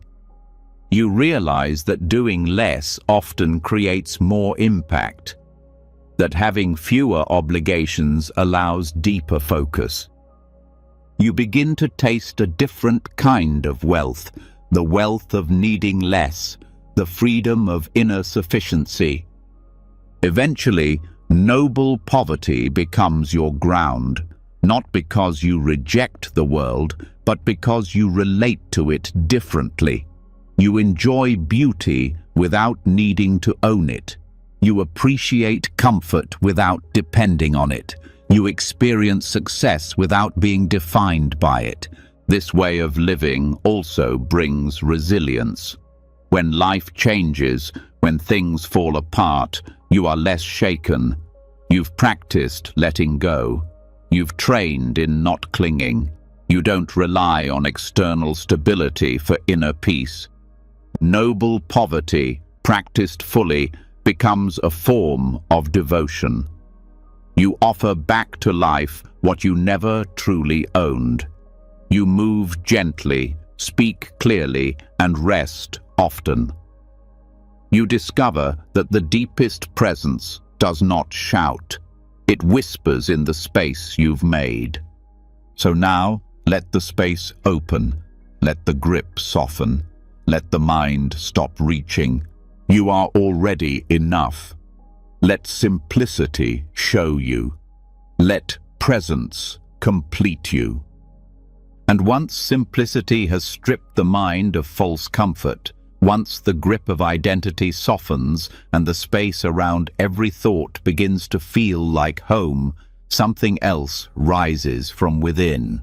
Not a problem to fix or a role to perform, but the quiet realization that deep within the body, old impressions remain. Patterns that never spoke, but always shaped you. Emotions held in muscle, story buried in breath. Not from this moment, but from many moments, long past, unprocessed, still waiting. And so begins a different kind of journey, not outward, inward, an inner pilgrimage. In Buddhist tantric systems, especially within Kala Chakra and related teachings, the body is seen not just as flesh, but as a vehicle of awareness. Not a distraction from the path, but a map. Every energetic center is both a doorway and a mirror. The chakras, subtle energy hubs along the central channel, are not simply metaphysical ideas. They are focal points where the physical, emotional, and karmic layers of mind interact. When approached as a path of detox, the chakras are not just for balance, they are for purification. Each holds memory, each contains tendencies, and each must be consciously explored, not to control it, but to allow the tension stored there to be seen and released. This process is not linear, it is layered. One insight at a time, one breath at a time, the knots begin to untie. You begin at the base, the root. In the Kala Chakra system, this area, located near the base of the spine, is associated with the most primal fears: survival, loss, grounding. It holds ancestral impressions, deep physical tension, and the belief that existence depends on control. As you bring awareness here, you don't try to fix anything. You breathe, you observe, you feel where the body tightens, where the mind resists. You may experience restlessness or stillness. Either is fine. Both are forms of release. Moving upward, you meet the sacral center, linked to emotion, pleasure, creation, but also attachment, guilt, and insecurity. In Buddhist frameworks, this is not about stimulation, but clarity. You observe where you seek comfort through escape, where desire controls your choices, where emotion clouds insight. This is not about denying feeling, it's about bringing presence to it. When attention rests here, the emotions begin to speak, not in drama, but in movement. You begin to feel what you've suppressed, and in that, healing begins. Above that is the solar plexus, the seat of identity and will, the part of the energy body that wants to do, to assert, to define. It's also where anger often hides, as well as shame. Here, you begin to see how often your strength has been confused with force. How many decisions come from proving rather than knowing. As you stay with breath in this center, power reorganizes. It no longer seeks control. It becomes inner alignment. When you feel clear here, action becomes effortless, not reactive, rooted. The heart center is next. Not sentiment, but balance. In Buddhist symbolism, the heart holds the bridge between wisdom and compassion. It's not emotionalism. It's the space where you meet everything without judgment. But before this center fully opens, it often reveals where you've been closed. Past pain, grief, walls built for protection. Here, breath becomes essential. You allow what was never allowed, and in that gentle space, forgiveness enters, not as a concept, but as a softening. The throat follows, not just speech, but truth. Expression. The gap between what you say and what you mean. Many hold silence here, not the wise kind, but the fearful kind. Words never spoken, feelings never voiced. The energy here often feels tight, hesitant. As you meditate in this area, you may feel the urge to cry, or sigh, or even hum. Let it happen. Sound is part of this purification. You do not force speech, you free it. The next center is the brow, not just intellect, but perception. This is where illusion often hides. False beliefs, rigid opinions, over-identification with thought. It is also where deep clarity arises. In the Kalachakra view, this is where the inner eye begins to open, not through visions, but through non-dual seeing. The purification here is not flashy. It is the release of mental arrogance. You stop needing to be right. You start seeing directly. Concepts loosen. Awareness sharpens. And finally, the crown. This is not a goal. It is a reminder that awareness is not trapped in the body, that identity is not bound to form. This center is connected to the wisdom of spaciousness, the recognition that the self is not a fixed entity. When this area is relaxed, the sense of separation weakens, not as an idea, as experience. You feel light, expansive, but not disconnected, present and whole. Moving through these centers is not a single practice, it is an ongoing return. Each time you bring attention to a center, something shifts, sometimes subtle, sometimes strong, but each breath clears another thread. Each session reveals another pattern. The body begins to feel less like a container and more like a field, open, alive, communicating. The purification is not only energetic, it is psychological, emotional, physical. You begin to feel which behaviors come from stored energy and which arise from clarity. You make decisions from inner silence, not reaction. You speak less, but when you do, it's clean. You also begin to notice which centers dominate you. Maybe you live too much in the head, avoiding the heart, or you react from the gut without listening to deeper insight. This awareness brings choice. You shift from imbalance to integration. Kalachakra teachings point to an inner alignment where all centers work together, not equally, but harmoniously. This is not achieved through effort. It arises through presence, through consistent, humble attention to the inner space. You can incorporate this work through body scan meditations, through breath directed into each center, through mantra resonating in the corresponding area. You can also bring mindfulness into movement, walking, stretching, sitting with awareness in specific points. No technique is required beyond sincerity.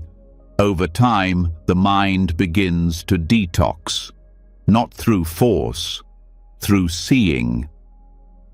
Old narratives fade. Emotional residue lifts. You feel lighter, not because you've escaped, but because you've faced what was inside. You are no longer carrying everything unconsciously. This is the essence of the inner pilgrimage. Not to go somewhere, but to return, to meet each layer of your being and clean it, not with judgment, but with breath. You stop asking why you feel blocked. You go to the place that holds the block and stay with it. You listen. And slowly, the system rewrites itself. You stop living from wounds. You stop reacting from old fear. You stop identifying with every mood. You become aligned, not in posture, but in presence. So now, close the outer world. Let attention turn inward. One center at a time. No rush, no analysis. Just breath. Just awareness. And the map unfolds. And once the inner landscape has been walked with breath, once the chakras have been cleared not through force but through deep listening, a softer clarity begins to settle. But some patterns do not dissolve through presence alone. Some impressions lie hidden beneath words, tangled in memory, held too tightly to be named. They need more than awareness. They need release. They need form. They need to be made visible before they can let go. This is where ritual offering becomes a doorway. In Tibetan Buddhist practice, the torma is one of the most powerful and underestimated tools for psychological and energetic release. A torma is a physical object, usually made of barley flour or butter, shaped and dedicated during ritual. But it is far more than a symbol. It becomes a container. It absorbs intention. It takes on what cannot be held inside anymore. The essence of this practice lies in one simple truth. The human mind needs mirrors, not only to see itself, but to transform. Just as speaking brings clarity to what was vague, creating an offering gives shape to pain that's otherwise formless. This is not intellectual. It is somatic, emotional, energetic. In this ritual, you do not merely visualize letting go. You shape it, you name it, you touch it. And then, in a precise and respectful act, you release it. Not because it's bad, but because it has served its purpose. The process begins with intention. Before any object is made, the practitioner clarifies what is being offered. This is not about material wealth or generosity in the worldly sense. It is about making space. What are you ready to let go of? What no longer supports your path? What pain are you ready to stop identifying with? That pain is then transferred, not mentally but symbolically, into the offering. In traditional settings, this may be a shaped cake, a pile of food, or even a stick figure. In personal practice, it can be anything made with care. A folded paper, a molded form, even a stone selected from the earth. The point is not what it is made from. The point is what it carries. As you build the torma, you pour into it the energy you're ready to release. Shame, fear, resentment, even joy that has nowhere to go. You give it shape. You allow your hands to speak for your heart. This movement turns emotion into action. Suddenly, it's not just an idea. It's right in front of you. This act alone begins to loosen the hold. The pain is no longer part of the body. It has been externalized. Now it can be honored. The trauma is not thrown away in anger. It is offered with care, often accompanied by mantra, gesture, and visualization. Traditionally, the offering is given to specific figures, demons, protectors, hungry ghosts, not because they are literal beings, but because they represent aspects of the psyche and energy body. When you give to them, you are not feeding darkness. You are feeding the part of you that never felt seen, the one that has been pushed aside. The offering once made is destroyed, burned, buried, released into water or left for animals. This destruction is not violence, it is liberation. It affirms that you do not need to hold what has already been met. You trusted it into form, now you trust it into dissolution. What remains afterward is often surprising. Lightness, relief, sometimes grief. A hollow space where the burden used to be. This emptiness is sacred. It is not lack, it is readiness. You do not rush to fill it, you allow it to stay open. With repetition, this practice builds trust, not in the ritual itself, but in your own capacity to release. The mind learns that not every emotion must be carried forever. The body learns that tension can leave.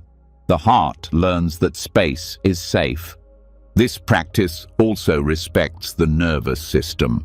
Some emotions are too intense to process mentally, but when shaped and offered, they begin to move. You don't need to analyze trauma to start healing it. You can place it in the trauma. Let the fire transform what the mind cannot. There is also a collective dimension to this ritual.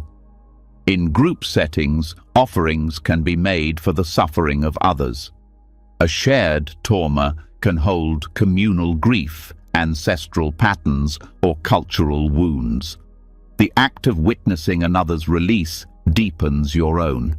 You remember that pain is not personal. It is part of the human field. When practiced over time, trauma offering changes your relationship to suffering. You no longer see pain as a sign of failure.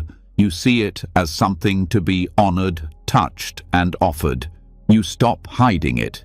You stop fearing its return. You understand that whatever arises can be given to the fire. In daily life, this becomes a mindset. You begin to live more openly. When something disturbs you, you ask, "Can I make an offering of this? Can I name it, hold it, and release it?" Even without the physical ritual, the internal gesture remains. You stop accumulating. You start releasing. The ritual also deepens humility. You see that transformation doesn't come from force. It comes from willingness, from making room, from letting go of what no longer belongs. You stop needing to explain your pain. You simply offer it. And slowly, the psyche begins to rewire. Not toward avoidance, but toward trust. You trust your capacity to feel, to name, to create, to release. This is not bypassing. This is alchemy. Each trauma becomes a page in a sacred journal, a history of what you've lived through, what you've survived, and what you've learned to carry differently. So now, if something inside feels heavy, don't push it away. Shape it. Honor it. Let it speak through your hands. And when the time comes, offer it with care. Let fire or earth or wind take it, and sit with the space that follows. And after the offering is made and the weight has been released into fire, wind, or earth, the space that opens is not empty. It is vivid, not with thought, but with tone, texture, feeling, a kind of inner atmosphere that wasn't there before, or maybe was always there, but buried under what has now been given away. This is when you begin to notice not just silence, not just stillness, but hue, the subtle presence of color in the body and mind, not as decoration, but as vibration, a language deeper than words. In Buddhist esoteric practice, color is not visual flair. It is energy. It is information. It is transformation. Used especially in deity yoga and tantric visualization, each color is linked with a psychological state, an energetic frequency, and a form of wisdom. These are not symbolic generalizations. They are experiential tools. When you meditate with these colors, they change how your system processes emotion, how your mind organizes thought, and how your awareness responds to challenge. Color enters meditation in two primary ways: visualization and absorption. You either visualize light or forms of a certain color, or you let yourself rest in the feeling tone that color holds.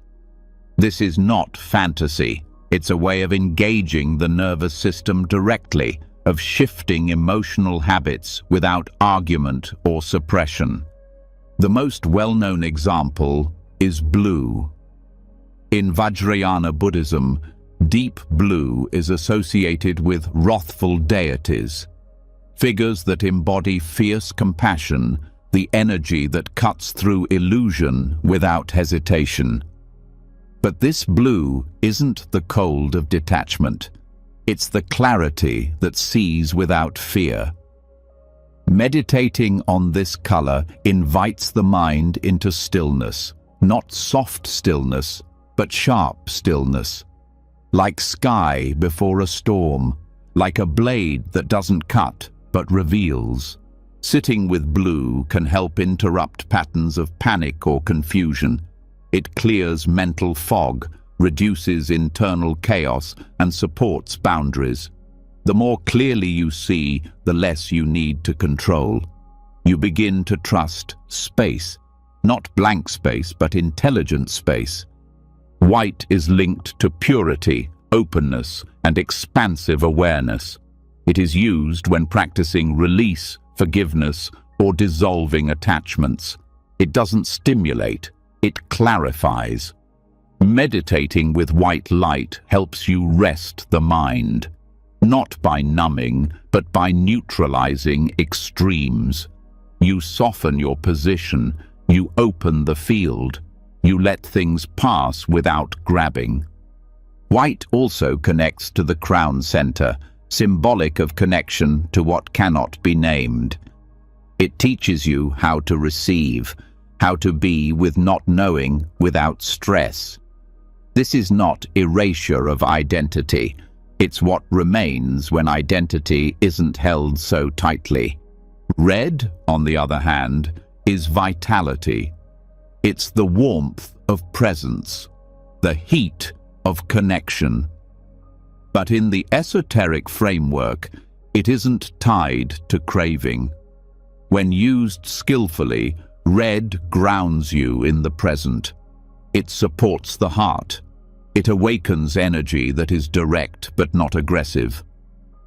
In deity practices, red is often linked to deities of magnetism, those who draw beings toward the path through love, beauty, and joy. Meditation on red doesn't make you impulsive. It returns you to a sense of aliveness that doesn't need stimulation.